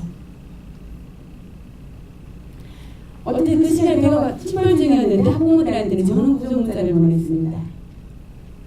그리고 엄마들은, 아빠들은 우리 잘 알죠. 학교로 달려갔고요. 또 버스를 타고 진도를 내려갑니다. 진도를 내려가는 중에는 첫 사망자가 발표가 돼서 주가 내리시는 부분도 계셨고요. 그리고 우리 도원이 같은 경우는 구조자의 그때는 생존자가 아니고 구조자였습니다. 구조자 명단에는 없었어요. 그런데 진도를 내려가려고 준비 중에 도원이 친한 친구가 전화 옵니다. 엄마, 모든 전화번호 드는 거예요. 그래서 전화를 받았죠. 엄마, 저도 누구누구입니다. 그런데 지금 도원이가 구조가 돼서 서구차도 있대요. 지금 실내 체육관에 오는데 하니 걱정하지 마시고 내려오십시오. 나는 전화를 받았어요. 진도 내려가는 순간에는 상황이 그게 아니더라고요. 미리 내려가 있는 부모들은 그게 아니라 배 안에 아이들이 수상돼 지금 너무 갇혀져 있다고 그러고요. 오르내서 그 말하지 않고 있고요. 구조자 명단에는 논의가 없었습니다. 진도에 내려가니 생존자 아이들, 구조자 아이들은 벌써 이제 안산으로 올라가고 있는 상태고요. 명단에 논의가 없었습니다. 4월 16일 날 알려진 바로는 수백 척의 배가 동원이 되고 구조자들이 해경이 투입되고 그렇게 보도가 된 바와는 저는 다릅니다. 제가 평범항에서 16일 날부터 동원이 나온 날까지 있었거든요. 근데 첫날은요 1, 2, 3 한정이 출동될 때 이번에 해경이 14명만 투입이 됐어요. 해상 구조는 0명, 그리고 헬기는 처음에는 한 대만 출동했고요. 그리고 해상 구조사가 2명밖에 없었습니다. 그리고 밤새 구조 안 했고요. 저면탄만 들이키고 있었어요. 그런데 대한민국 언론은요, 이 사실 보도를 하지 않았어요. 그냥 몇백 명의 잠수사가 투입이 되고요. 몇백 척이 투입이 돼서 지금 구순이라고 알렸습니다. 그날 4월 16일 날만 대한민국 언론이 제대로 보도하게 됐다면 우리 아이들 수정은 안 됐을 거예요. 근데 지금도 대한민국 언론은 제대로 보도를 하고 있지 않습니다. 제가 중요한 얘기를 말씀드릴까요? 여기 캐나다에는 사법경찰이 어떤 역할을 하시죠? 국민들의 안전, 치안, 생명을 지켜주는 역할을 저는 한다고 알고 있습니다. 우리 4월 16일부터 우리 엄마 아빠들한테 경찰은요, 그때는 경찰도 아니에요. 사법경찰입니다. 항상 감시의 대상이었습니다. 우리 도우미가 4월 23일 날 나왔어요. 그때는 아이들 명찰을, 교복을 입은 아이들은 명찰이 있으니까 알았고요. 그리고 그때는 거의 다 사복을 달고 있었어요. 근데 우리 동네 같은 경우도 이제 배법을 안 입고 있었고 그때는 그 특이사항으로 나왔어요. 특이사항. 남바 몇 번, 1번부터 몇 번 이렇게 나왔거든요. 영상에서 보시겠지만 여학생들은 사진이 많이 있었어요. 진짜 소리만 질러줬어요. 유리 청소년께서도 저는 다 살았을 거예요. 근데 우리 아이들은 남바 몇 번입니다. 우리 동네는 남바 143번입니다. 지금도 김도원 씨는 나오지 않습니다. 해경이라 정부에는 남바 143번 지명 김도원 뜹니다. 김도원 뜨지 않습니다. 우리 아이들은 진짜 불쌍하게 그냥 남바 번호로 들어갑니다. 그날 우리 도원이랑 143번에 특이상으로 됐어요. 그래서 도원이 오빠랑 저랑 도원이 아빠랑 저랑 그리고 이제 뭐 친척들이 한꺼번에 달려갔죠. 그 시신 건화조에는 우리 엄마 아빠들의 절묘, 울부짖음 24시간 끄지 않았습니다. 도원이를 하긴 했는데 우리 도원이더라고요. 갔을 때는 진짜 8년 만에 나온 아이 친구는 너무나 깨끗했습니다. 몸도 붓지도 아니고요. 그리고 손발도요. 그냥 우리가 30분만 무대에 담가도 10분만 담가도 손끝 정도로 하잖아요. 그 정도였습니다. 그 정도로 진짜 너무 깨끗한 그런 제품이 아니었습니다. 근데 그때는 DNA가 확인되지 않는다 그러면 아이들이 진짜 알았어요. 중간에 물론 아이들이 바뀌는 경우가 두세 번 있었습니다. 그래서 이제 DNA 일치를 준다고 해서 안심을 내서 많이 싸웠죠. 국가에서 나와서 절대 안 준답니다. 그래서 제가 막 소리를 치고 난리를 좀 했어요. 인터뷰하는 거 나가지도 않고 그래서 그 대책본부 책임자가 저를 불렀습니다. 도원이 어머니 마누니 천만 대기적을 하시죠 그러더라고요. 그래서 제가 도원이 아빠랑 그 천막에 들어갔습니다. 갔는데 어떤 남자분이 같이 들어오시는 거예요. 그 책임자분이 누구시냐고 우리 학부모라고 얘기를 하십니다. 제가 그래서 얘기했죠. 그 돈이 달라. 나는 지금 우리가 8년 만에 나왔는데 냉동고 넣을 수가 없다. 얘기 달라고. 그랬더니 이제 같이 오신 그 남자분을 자꾸 태클을 보시는 거예요. 그래서 제가 물었죠. 누구시냐고. 그랬더니 학부모랍니다. 내가 학부모라고 하지 말고 몇 반, 몇 번, 누구의 아빠냐고 밝히시라고. 몇 번을 제가 다 고쳤습니다. 그제서 얘기합니다. 희자예요. 그래서 제가 그랬죠. 명함을 주십시오. 명함이 없대요. 아니 이 기자 어떻게 명함이 없습니까? 제가 제 명함을 주고 전화번호를 받았습니다. 동일치기예요. 그래서 제가 전화를 눌렀어요. 했더니 전화가 신호를 가기를 전화 끊고 얘기를 마무리하는 과정에 그분이 천막을 나가셨어요. 그래서 제가 바로 전화했죠. 조금 전에 받은 도원이 엄마입니다. 저랑 얘기 좀 하시죠. 그들이 지금 회의를 가야 되기 때문에 저를 만날 수가 없대요. 아니 이 깜깜한 밤에 무슨 회의를 하시냐고. 기자라면서요. 기자 무슨 회의를 하십니까? 자료만 보도하시면 되지. 그 전화를 끊으시더라고요. 중요한 거는요. 시신건화조에는 기자 출입 금지입니다. 누가서만 갈 수 있고요. 그 칸에서만 들어갈 수 있는 곳입니다. 이렇게 저희들은 우리 아이를 찾고자 하는 그 사고 현장에서도 그런 감시의 대상이었습니다. 그 동영상에 보시듯이 우리 박근혜 대통령께서 진도체육관으로 약속을 하셨어요. 미안한 것들을 해주겠다. 우리 시도자 다 찾아주겠다. 한 명을 다 찾게 해주겠다. 그런데 중요한 건 희경에서 수색을 하지 않았어요. 아이들이. 그래서 우리 엄마 아빠들이 청와대로 가자. 대통령을 만나야 되겠다. 일어났습니다. 그런데요, 경찰이 막았어요. 내 아이 시선을 찾고자 하는 우리 부모님 앞을 막았습니다. 진도는요, 진도 대면 막으면 완전 고립입니다. 막을 수가 없습니다. 진도 대면 막았습니다. 경찰이. 4월 16일 날은 우리 엄마 아빠들 눈만 기도를 하는 게 아니고요. 대한민국 국민 모두 눈과 기도를 하고요. 그리고 교민들 눈과 기도를 다 했습니다. 그리고 전 세계의 모든 사람들의 눈과 귀를 다 막았습니다. 지금도 귀를 막고 있습니다. 눈을 막고 있습니다. 그리고 입까지 막고 있습니다. 가만히 있으래요. 제발 좀 조용히 좀 있으래요. 저도 그럽니다. 근데 어떻게 우리 엄마 아빠가 가만히 있으면 안 되지 않습니까? 내 자식 죽은 이유를 알아야죠. 왜 지금은 그럽니다. 왜 구조를 안 했을까 아니라 왜 버렸는지, 왜 버렸냐, 우리 공부하는 아이들을 왜 버렸냐라고 외칩니다. 우리 1년 동안, 그 1년 동안 안 해본 게 없어요. 저희들 그냥 순수하게 열심히 살았던 엄마 아빠거든요. 여기 계신 어르신들도 진짜 자식을 위해서면 뭐든지 다 하시잖아요. 그죠? 저희들도 우리 아이들을 위해서 아주 진짜 열심히 살았던 엄마 아빠입니다. 근데 지금은 우리를 거리를 열고 있어요. 고리를 치고 있습니다. 저도 서명을 하면서 저희 특별히 제정을 했습니다. 그런데 저희들이 원했던 조사권, 수사권, 기소권이 아니에요. 수사권, 기소권이 빠진 특별법을 제정했습니다. 우리가 흔히 그런 얘기를 하죠. 깡통 법안이라고. 1차, 2차, 3차 합의안을 놓쳤습니다. 3차도 사실 거부를 했는데요. 이를 수용했던 이유는 자꾸 진실이 없게 되기 때문입니다.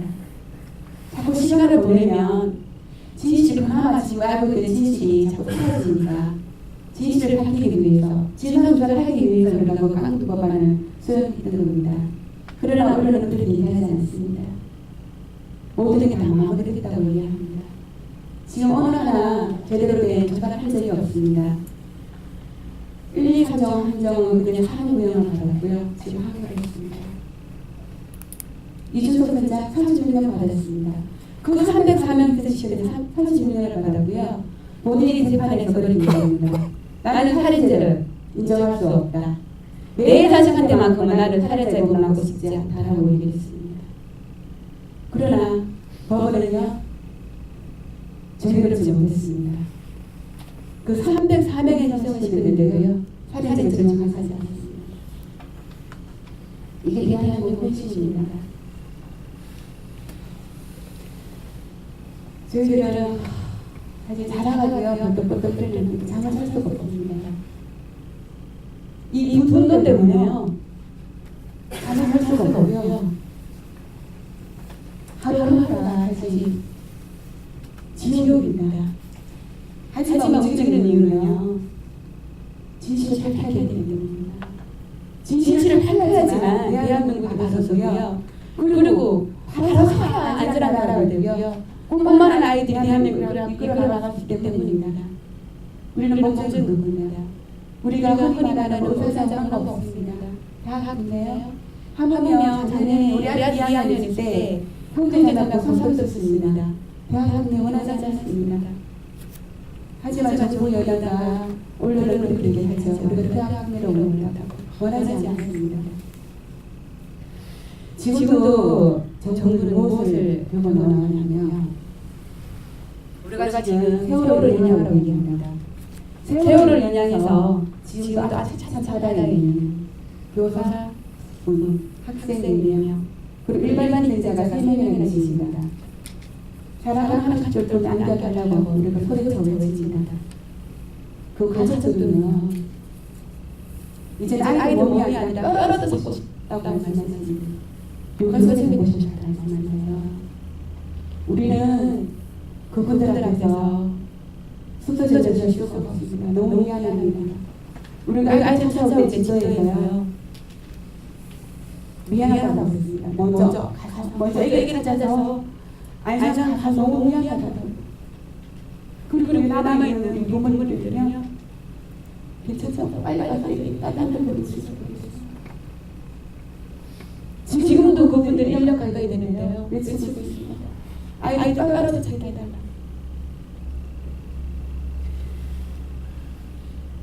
세월호 짓밟는 곳이 캐나다도 아니고요, 미국도 아닙니다.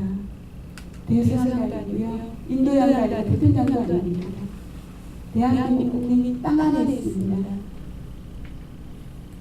그런데 정부 여당은 세월호 여당은 아직 절판하지 않고 있습니다. 사고 현장은요, 사고 현장에서 바라봤을 때 최고 잘 바라보는 건 동거천입니다. 동거천에서 일찍 먹으면 바로 보입니다. 근데 그날은요, 무엇을 감추고 있는지 모르지만 행복하게, 그리고 진실체험관에 우리 팬분들 모이고, 제일 좋지만은 진실체험관에 모였습니다. 진천체육관에서 평평까지는 30분 거리예요. 차로 30분 거리입니다. 또 평평항에서 사과고전까지는요. 편의점으로 가면 1시간 반이고요. 일반적으로 가면 2시간입니다. 동부 사교에서 사고 현장이 다 보이는데 그 현장으로 우리는 가지 않았습니다.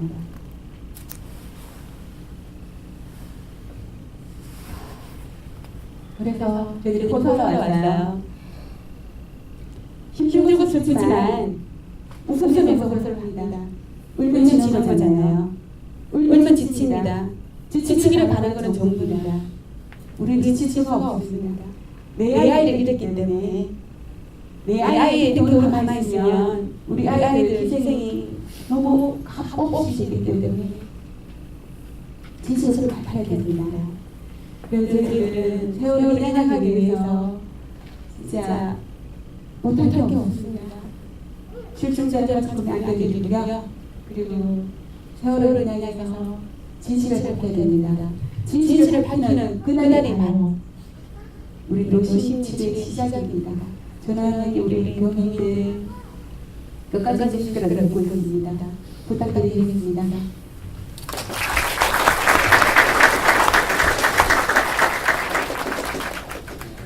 잘 들었고요.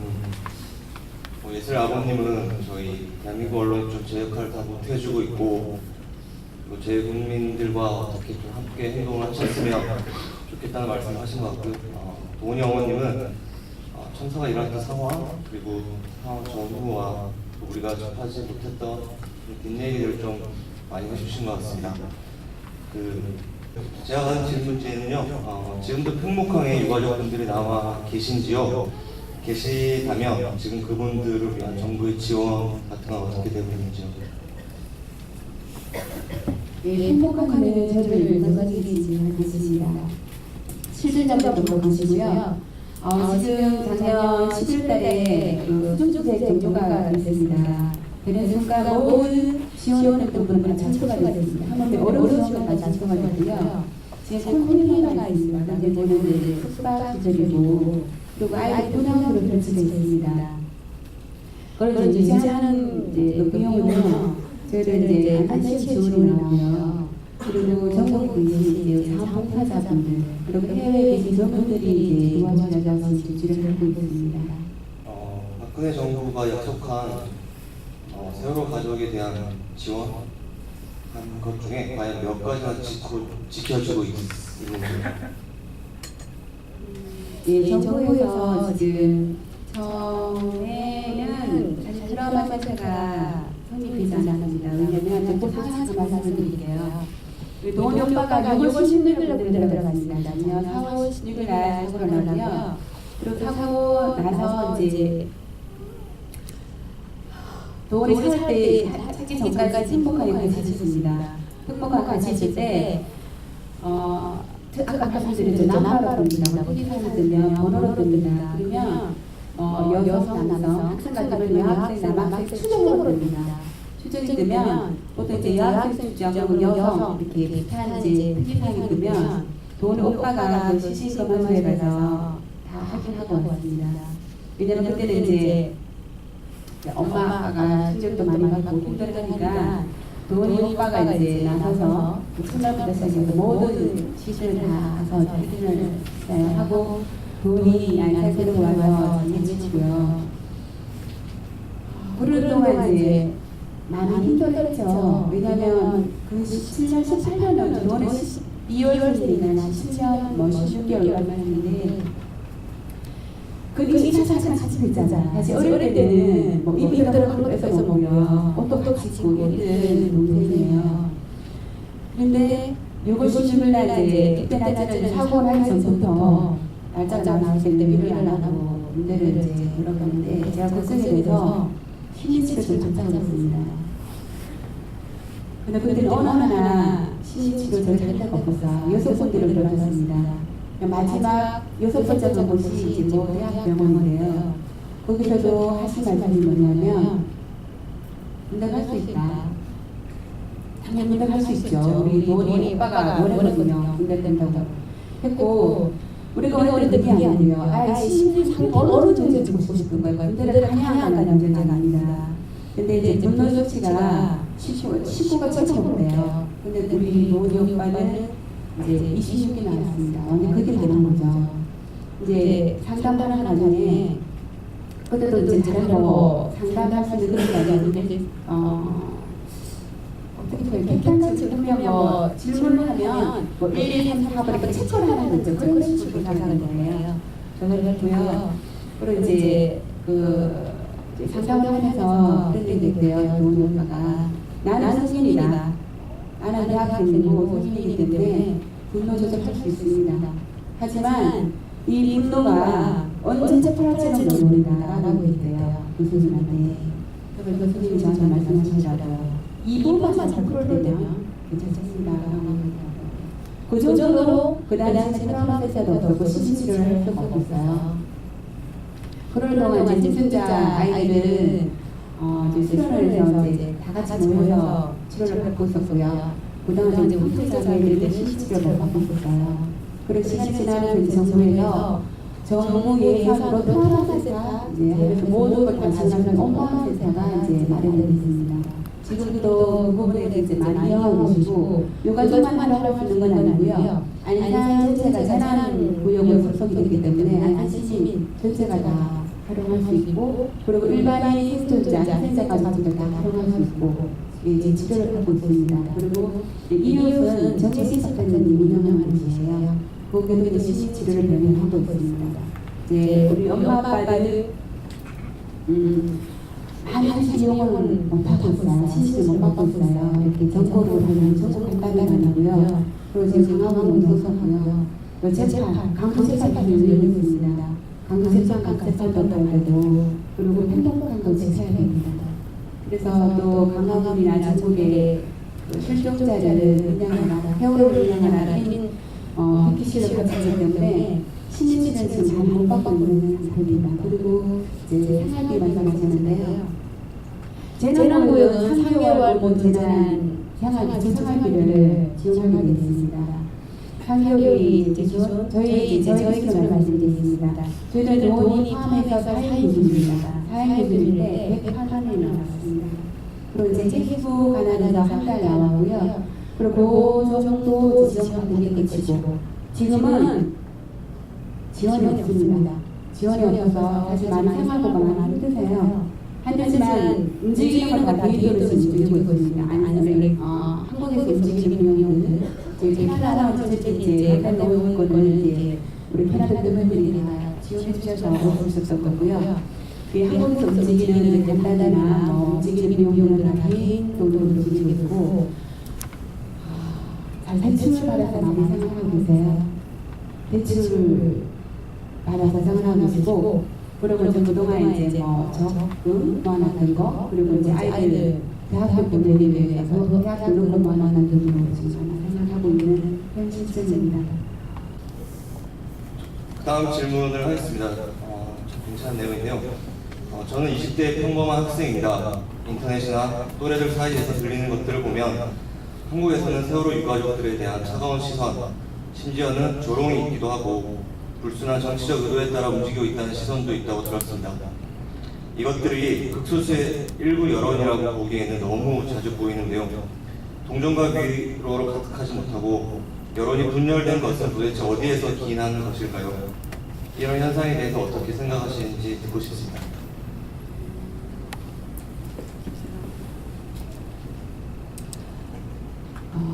발생한 부분은 당연히 언론이겠죠. 지금 대한민국 현상으로는요, 언론과 가장하고 있습니다. 언론에서 목소리를 내지 못하고 있습니다. 그리고 항상 지금 이거 폄하하고 사실 아닌 모든 정보를 쏟아내고 있는 거죠. 그리고 또 중요한 거는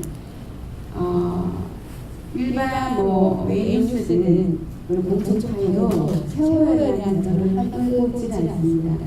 한편 우리가 세월호를 기념하라 외치면서 19박 20일 동안 노동진을 할 때가 마찬가지였습니다. 우리 생존자 요건 질문부터 다른 내용인데요. 생존자에 대해 얘기를 해요. 하는 부분도 자료를 나오지 않고 있습니다. 생존자 얘기에 대해서 말씀드릴게요. 네. 사실 생존자 친구들은 많이 힘들죠. 왜냐면 친구들이 죽어가는 걸 좋아하고요. 그리고 구조를 안 하는 경우를 좋아하고, 그리고 지금도 힘들어하는 친구들의 엄마 아빠들이 아직까지 물을 나서 오기 때문에 힘들어합니다.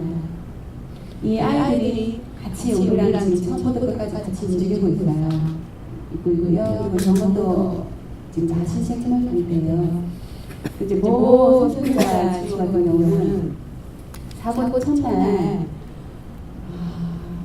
인터뷰를 하잖아요. 이건 그냥 인터뷰 많이 안 나왔을 겁니다. 인터뷰를 하는데 사부 경찰이 차에 태우고 이동을 합니다. 이상하게 들어가는 거죠. 그래서 그 오빠가 얘기하잖아요. 내려달라고 안 내려주는 거예요. 엉뚱한 데로 가는 겁니다. 그래서 그 생존자 선생님이 얘기합니다. 내가 보고 듣고 들었던 얘기는 절대 얘기하지 않겠다. 내려달라고 하장했더니 그 제자가 사건을 불렀습니다. 이런 것도 아마 저는 제가 기자분 다 아실 거라고 합니다. 그리고 그 생생한 현장도 다 촬영했는데 나오지 않은 언론이고요. 지금 언론은 한 문제를 제대로만 보여준다면 우리 요가지 중심적인 분들이 있다면 우리가 이렇게 해외에 나와서 간단한 보도하지도 않았더라고요. 전국을 알아야 되겠죠. 특히 우리 친구 같은 경우는 생존자가 친한 친구가 그 외의 친구들 많아요. 오늘은 워낙 성격이 활발하고 친한 친구들이 많은데 그중 유치한 친구가 중학교 때부터 친한 친구가 있어요.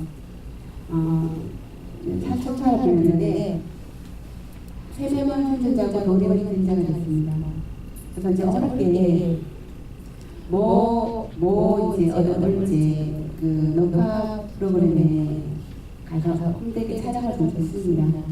물론 제가 부모님 허락하에 생존자 부모님 허락하에 촬영을 했고요.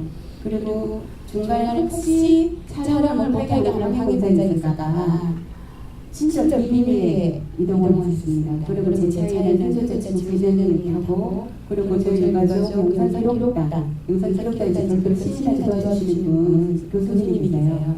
그분을 모시고 총 5명이 같이 이동을 해서 했습니다. 근데 이제 문제가 생겨서 방송에 나가지 못했는데요. 그 아이들이 참 어렵게 처음으로 생생한 경험을 했습니다. 무슨 얘기냐면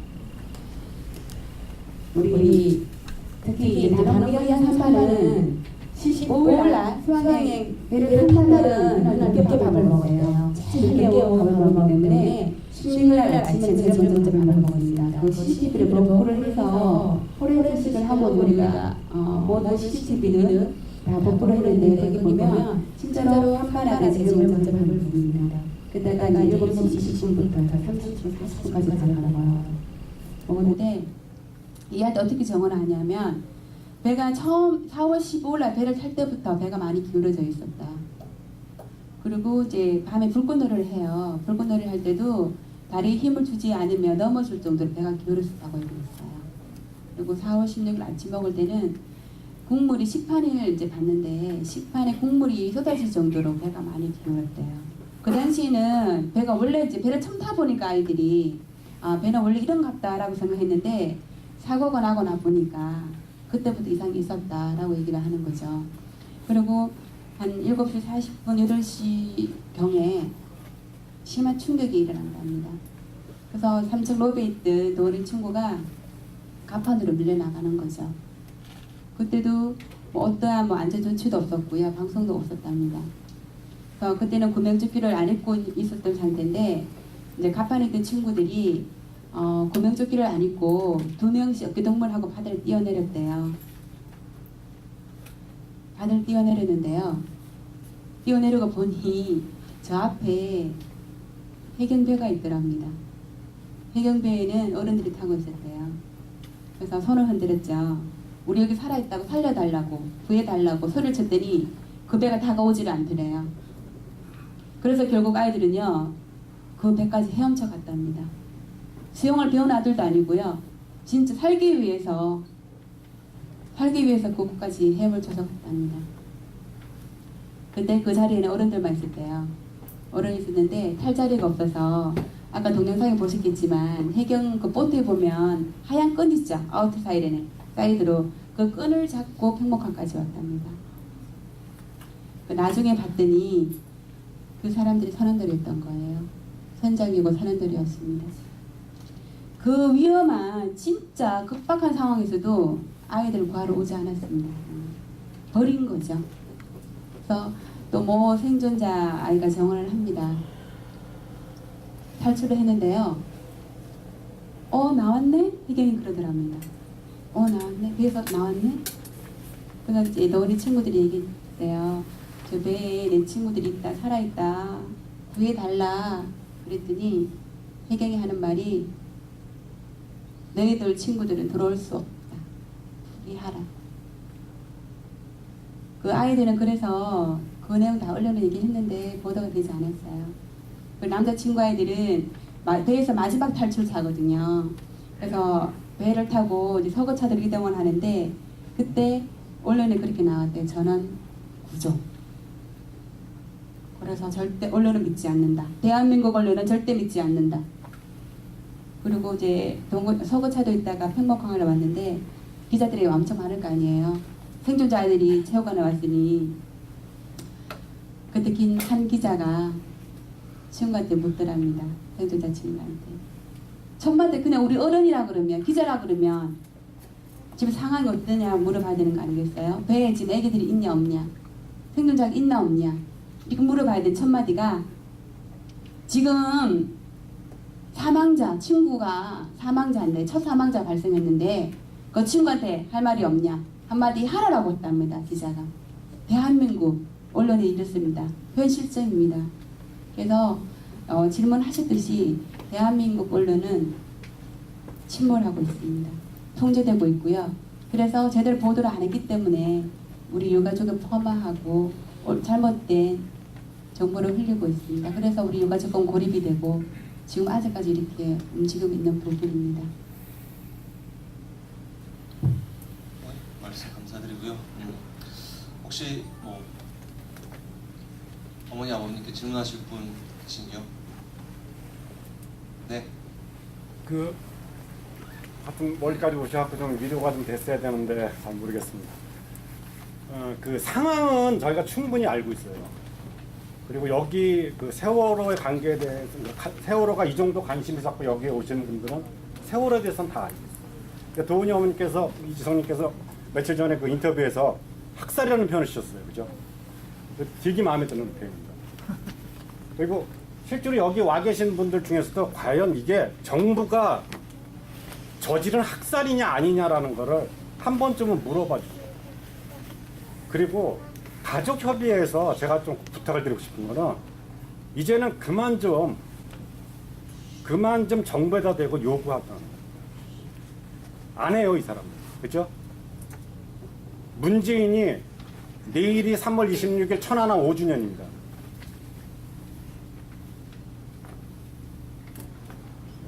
화가 나서 말이 안 나와요. 이 사람이 뭐라 그랬냐면요. 폭침이라고 얘기했어요.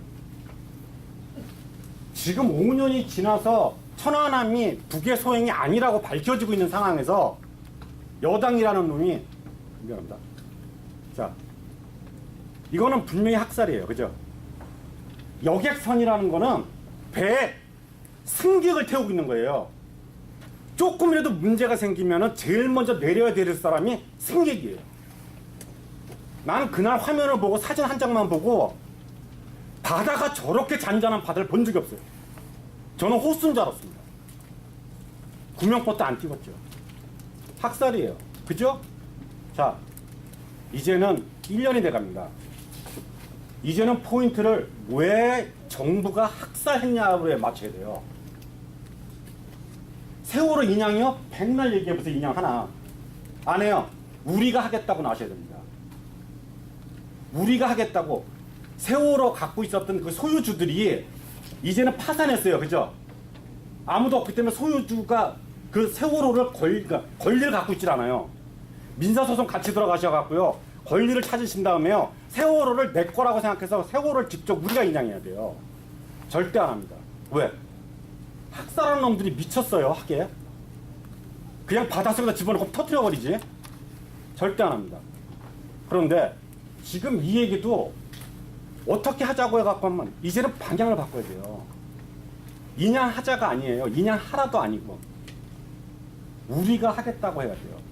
그러려면 제일 먼저 이 사람들이 왜 해야 됐나, 그러니까 왜 세월호를 학살시켰는지에 좀 포인트를 좀 맞춰야 돼요. 많은 사람들이 그냥 이거는 그냥 사고다라고 생각하고 또 와주신 분들, 유가족분들을 대할 때 아, 나도 저렇게 부모가 자식을 잃었으면 얼마나 섭섭할까 하는 심정이 아니라 왜? 이지성님 분명히 말씀하셨죠. 학살이라고. 학살 맞습니다. 그러면 정부가 왜 학살을 했냐고 이지성님이 분명히 생각하고 계실 거고요. 저는 거기에 100% 동조합니다. 이거는 부정선거를 막기 위해서 한 거예요. 자, 이제는 반정부 시위로 나가야 됩니다. 세월호, 물론 그 스텝으로 건너가기 힘들어요. 처음에 사고는 항상 일어날 수 있습니다. 그렇죠? 사고는 항상 일어날 수 있습니다. 살면서 사고는 항상 일어날 수 있죠. 물론 우리 세월호도 사고를 일어날 수 있습니다. 하지만 구조를 제대로 했다 그러면 사고겠죠. 근데 구조를 안 했기 때문에 참사였고요. 그리고 참사인데 지금 처음에는 참사였지만 지금 가면 갈수록 밝혀지는 부분은 학살입니다. 왜 충분히 구조할 수 있었던 부분을 구조를 안 했고, 그리고 대통령 7시간이 비어 있고요. 그리고 이제 말씀하셨던 우리가 자료를 가지고 있습니다. 우리는 학부모들은 사실 간담회 다니면서, 그리고 우리 이제 학부모를 얘기하면서 항상 우리는 대학살이라고 얘기합니다. 참사가 아니면 대학살이라고 얘기를 해요. 대학살이라고 얘기를 하지만 이거를 밝히기 위한 증거가 필요한 거죠. 아주 그 증거를 밝히기 위해서, 그리고 문서화시키기 위해서 움직이고 있는 부분입니다. 알고 있는 거랑 우리가 알고 있는 다 알고 계시잖아요, 그죠? 4월 16일 날 우리 아이들이 서서히 수장당하는 거 다 보셨습니다. 다 알고 계십니다. 하지만 왜 수장을 시켰는지는 밝혀진 게 없습니다. 그 밝혀서 문서화를 시키지 않으면 이건 진짜 말 그대로 사고밖에 되는 게 아니에요. 그래서 우리는 대학살을 그걸 밝히기 위해서 움직이는 겁니다. 문서화 시키기 위해서. 그래서 특별조사위원회가 발족을 했습니다. 발족을 했지만 지금 일을 못하고 있어요. 임명장을 주질 않았어요. 위원장하고요, 다 모두 조사위원이라는데 그나마 3월 5일날 임명장을 수여했습니다. 임명장을 줬습니다. 그나마 지금 활동 못하고 있습니다. 우리 위원장님이 그랬어요. 기자회견을 하면서 그 얘기를 하죠. 제발 일 좀 하게 해달라. 일하고 싶다. 라고 정부에 호소를 했습니다. 진상조사가 제대로 되어야지만, 그래야지만 대학살로 인정을 받을 수 있는 겁니다. 대학살로 우리가 받기 위해서는, 인정받고 서로를 문서화시키기 위해는 사실 한 분 한 분의 힘이 필요해요. 그래서 우리가 연대를 하는 거죠. 사실 엄마 아빠도 무슨 힘이 있겠어요. 우리 250명 힘 없습니다. 우리가 아무리 대학살을 외쳐도요, 학살을 될 수가 없습니다. 그래서 한 분 한 분이 언론을 대주시고요, 한 분 한 분이 밝혀주시고, 한 분이 한 분 움직여주셔야지만 우리 아이들 희생을 밝힐 수 있는 겁니다. 왜 죽었는지, 왜 학살을 당했는지 밝힐 수 있는 거거든요. 그래서 연대의 힘을 우리가 하기 위해서 이곳까지 왔습니다. 우리 저희들 좀 잡아주시고 끝까지 잊지 마시고, 예, 선정해 주시기 부탁드립니다. 오늘 이 자리에서 그러면 마지막으로 아까 말씀을 주셨는데 다시 한 번만 정리를 하는 차원에서 교민들이 저희가 특히 세월호 유가족과 희생자들을 위해서 할 수 있는 일들이 무엇이 있는지 구체적으로 다시 한 번만 정리해 주시기 바랍니다. 저는 대한민국은요, 대한민국 혼났는데, 저번에 어디 갔는데 혼났어요. 저건 대한민국 총칭을 해서 혼났고요. 대한민국 현 정부라고 말씀하시라고 그래서 제가 좀 또박또박 이제 말하기로 해서 맞습니다. 왜냐하면 대한민국은 참 자부심을 가지고 살았잖아요. 저 또한 참 자부심을 가지고 살았거든요.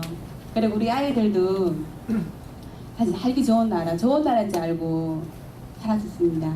물론 이제 구조를 기다리다가 희생은 됐지만, 만약에 우리가 자부심을 가지고 살던 대한민국이요, 세월호, 대참사, 대학살에 대해서 진실을 밝히지 않는다 그러면 거짓과 위선, 부정부패로 물든 대한민국으로서 세계적으로 역사에 그리고 기록이 될 겁니다. 물론 여기 계신 우리 교민들은 어차피 여기 캐나다에 영주권, 시민권 다 가지고 계셔서 뿌리는 대한민국이지만 그렇지만 그래도 우리는 피 속에는 대한민국 피가 흐르고 있잖아요. 대한민국 역사적으로 세계적으로 얼룩진 역사를 남기면 안 되지 않겠습니까? 대한민국 현 정부, 현 언론은 구조를 하라니 구경을 합니다. 진실을 밝히라니 조작을 합니다. 그러면 누가 나서야 되겠습니까? 우리 엄마, 아빠, 대한민국 국민, 그리고 우리 교민들, 그리고 세계적으로 우리 세월을 잊지 않고 기억하시는 분들이 일어나 주셔야 됩니다. 태풍이 왔을 때 나무가 쓰러지지 않잖아요. 그 이유는요, 튼튼한 뿌리가 서로 얽혀있기 때문입니다. 장가지들이 많이 서로 얽혀있기 때문에 그 나무는 바람에 흔들리지 않습니다. 쓰러지지 않습니다. 그 단단하고 튼튼하고 미세한 뿌리까지 서로 얽혀져 있는 그런 뿌리가 되어주십시오. 그러면 대한민국은 더 이상 침몰하지 않고 민주주의가 바로 설 겁니다. 그러면 진짜 좋은 나라, 살기 좋은 나라, 자부심을 가지는 대한민국으로 다시 일어설 거라 저는 믿습니다. 부탁드리겠습니다. 저는 이렇게 말하고 싶습니다. 세월호 참사로 희생된 304명 중에 단원고 학생이 250명입니다. 지금 많이들 잊혀져 가고 있습니다. 잊으려고 하고도 있습니다. 그러나 그러지 않으려면요, 앞에 걸려있는 사진처럼 250명의 아이 하나하나를 기억해 주신다면 절대로 잊지 못할 것입니다. 왜? 부모의 마음이기 때문에요. 부탁드리겠습니다.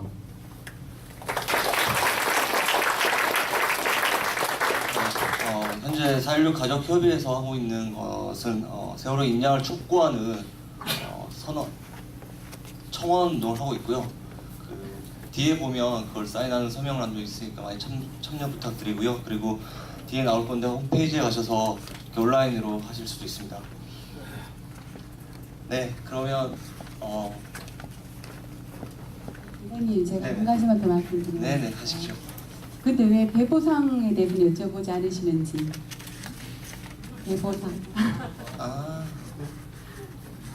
그런 질문 없었죠. 왜냐면 캐나다는 국민의 생명이 먼저고 안전이 먼저이기 때문에 당연히 나라가 해줄 거라고 믿고 계시기 때문에 그런 질문은 잘 안 나온다고 봅니다. 대한민국은요, 지금 우리 세월호 배보상 시행령 안을 들고 나옵니다. 우리 특별법이 제정이 됐기 때문에 당연히 그 얘기 나오게 돼 있겠죠. 근데 지금 세월호 인양도 안 하고 있고요. 실종자가 9명이 남아 있는데 배보상을 들고 나왔습니다. 우리 유가족은 그렇게 얘기합니다. 아직 실종자가 있는데 무슨 배보상을 얘기하냐. 세월호 인양하고 난 다음 배보상을 얘기하랍니다. 금액도 제시하죠. 그냥 제시 아니지만 시행령 아니지만 거기서 배보상을 얘기를 하고요. 이게 만약에 조금 더 진전된다 그러면 또 언론에 나오겠죠. 세월호 유가족 전체 다 배보상을 다 받았다 라고 얘기할 겁니다. 중요한 건 배상은 당연히 나라에서 해줘야 되는 부분입니다. 구조를 안 했고 아이들을 버렸고 진짜 학살을 만들었기 때문에 철저한 진상규명을 해서 배보상 당연히 받아야 되겠죠. 우리 아이들 목숨값입니다. 이 돈은 써서가 아닙니다. 써기 위해서 받는 건 아니고요. 이 돈은 나중에 사회에 하늘하더라도 국가의 책임이기 때문에 받아야 되는 부분인데, 대신 보상은요, 우리의 명칭도 위로금이라고 이제 명칭을 얘기해서 왔습니다. 그것도 위로금 일부가 뭔지 아십니까? 우리 세계적으로 우리 교민들 그리고 대한민국 국민들이 해주신 성금을 포함한 금액을 위로금에 포함해서 그거를 위로금을 주겠답니다. 대한민국이 현 정부가 지금 이러고 있습니다. 그래서 우리가 지금 사단법인 출범을 하는데요. 처음에는 우리가 그 1년 동안 움직이면서 강화문 농성 전국적으로 서명, 그리고 뭐 국회 농성, 청운동 농성 모든 게 다시 단원고 부모님들로 다 이루어져 있었습니다. 그때는 일반인 희생자분들, 생자분들은 이제 별도로 좀 움직이셨고요. 청 같이 가고자 했으나 좀 잘 조율이 안 돼서 좀 별도로 움직였습니다. 그리고 대신 이제 일반인 희생자분들이 몇 분 이제 사진을 가져가시고 연결식을 좀 하셨어요. 하시고 합동 연결식 안 하신 분들이 다시 저희들 유가족 쪽, 저희들 단원고 쪽으로 오셨어요. 그래서 사단법인 출범을 합니다. 거기에는 우리 단원고 유가족 학부모님들 그리고 생존자 부모님들 그리고 이제 일반인 생존자, 아까 말씀하셨듯이 이제 김동수 씨는 이제 일반인 생존자 분이셔요. 일반인 생존자들, 그리고 합동연결실 안 하신 희생자 가족분들이 다 모여서 사단 법인을 출범을 합니다. 거기에서 이제 우리가 왜 그를 급하게 이제 추진을 했냐면 이 성금 부분이에요. 성금을 제대로 활용을 해야 되기 때문에 우리가 활동비로 쓰는 건 아니고요. 진짜 장학재단을 만들고 더 나은 안전한 나라를 만들기 위해서 우리가 그 성금을 한 곳으로 모아보자 합니다. 지금 성금이 우리 손에 있는 게 아니에요. 각각의 사회단체에 지금 아직까지 가지고 계십니다. 그래서 원해주신 성금은 우리가 한 푼도 사용하지 않았습니다. 그래서 이제 법인이 이제 시작이 되면, 사범 출범이 되면 그때 한 곳에 모아서 그것을 진짜 값지게 저들이 활용할 것입니다. 그렇게 언론에 혹시 현 정부와 언론에서 대한민국 언론에서 배보상 얘기가 나왔다 그러면 그 말을 믿지 마시고요. 저희 유가족 말을 믿으시면 됩니다. 궁금하신 사항이 있으면 저희들 홈페이지가 있어요. 홈페이지 접속하시면 항상 모든 자료가 다 공유되고요. 그리고 부모님들이 움직이시는 사항 다 항상 공유가 됩니다. 그리고 뭐 지금 말씀드렸던 배보상 문제, 그리고 앞으로 이제 특별조사, 진상조사 되는 부분도 다 열람이 되니까 자주 접속하시고 매일매일 들어와 주시기를 부탁드리고, 우리가 사실 모르는 부분도 많잖아요. 지혜가 많이 부족합니다. 지혜를 주실 수 있는 부분이 있으면 많이 알려주세요. 부탁드리겠습니다.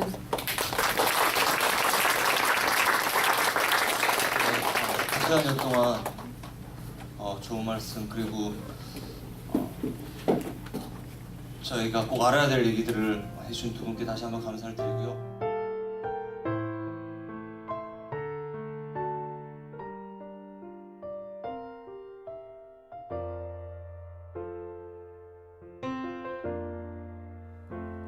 나의 사진 앞에서 울지 마요. 나는 그곳에 없어요. 나는 잠들어 있지 않아요. 제발 날 위해 울지 말아요. 나는 천 개의 바람, 천 개의 바람이 되었죠.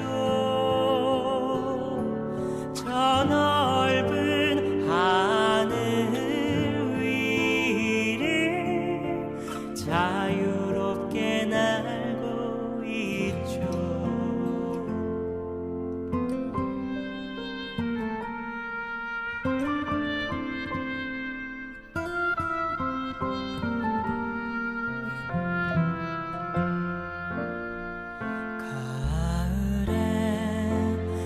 곡식들을 비추는 따사로운 빛이 될게요.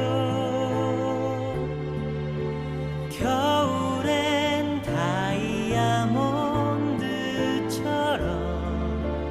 반짝이는 눈이 될게요. 아침엔 종달새 잠든 당신을 깨워줄게요. 밤에는 어둠 속에 별 되어 당신을 지켜줄게요.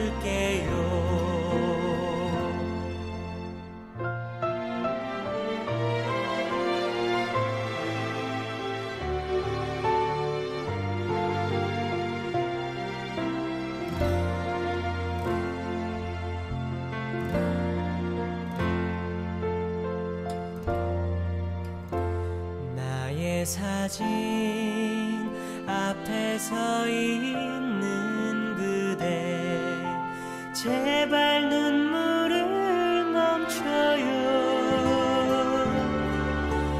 나는 그곳에 있지 않아요. 죽었다고 생각 말아요. 나는 천 개의 바람, 천 개의 바람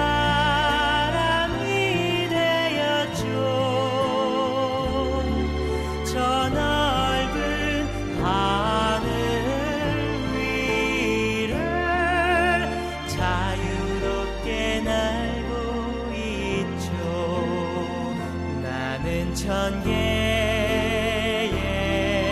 바람 천 개의 바람이 되었죠. 저 넓은 하늘 위를 자유롭게 날고 있죠. 저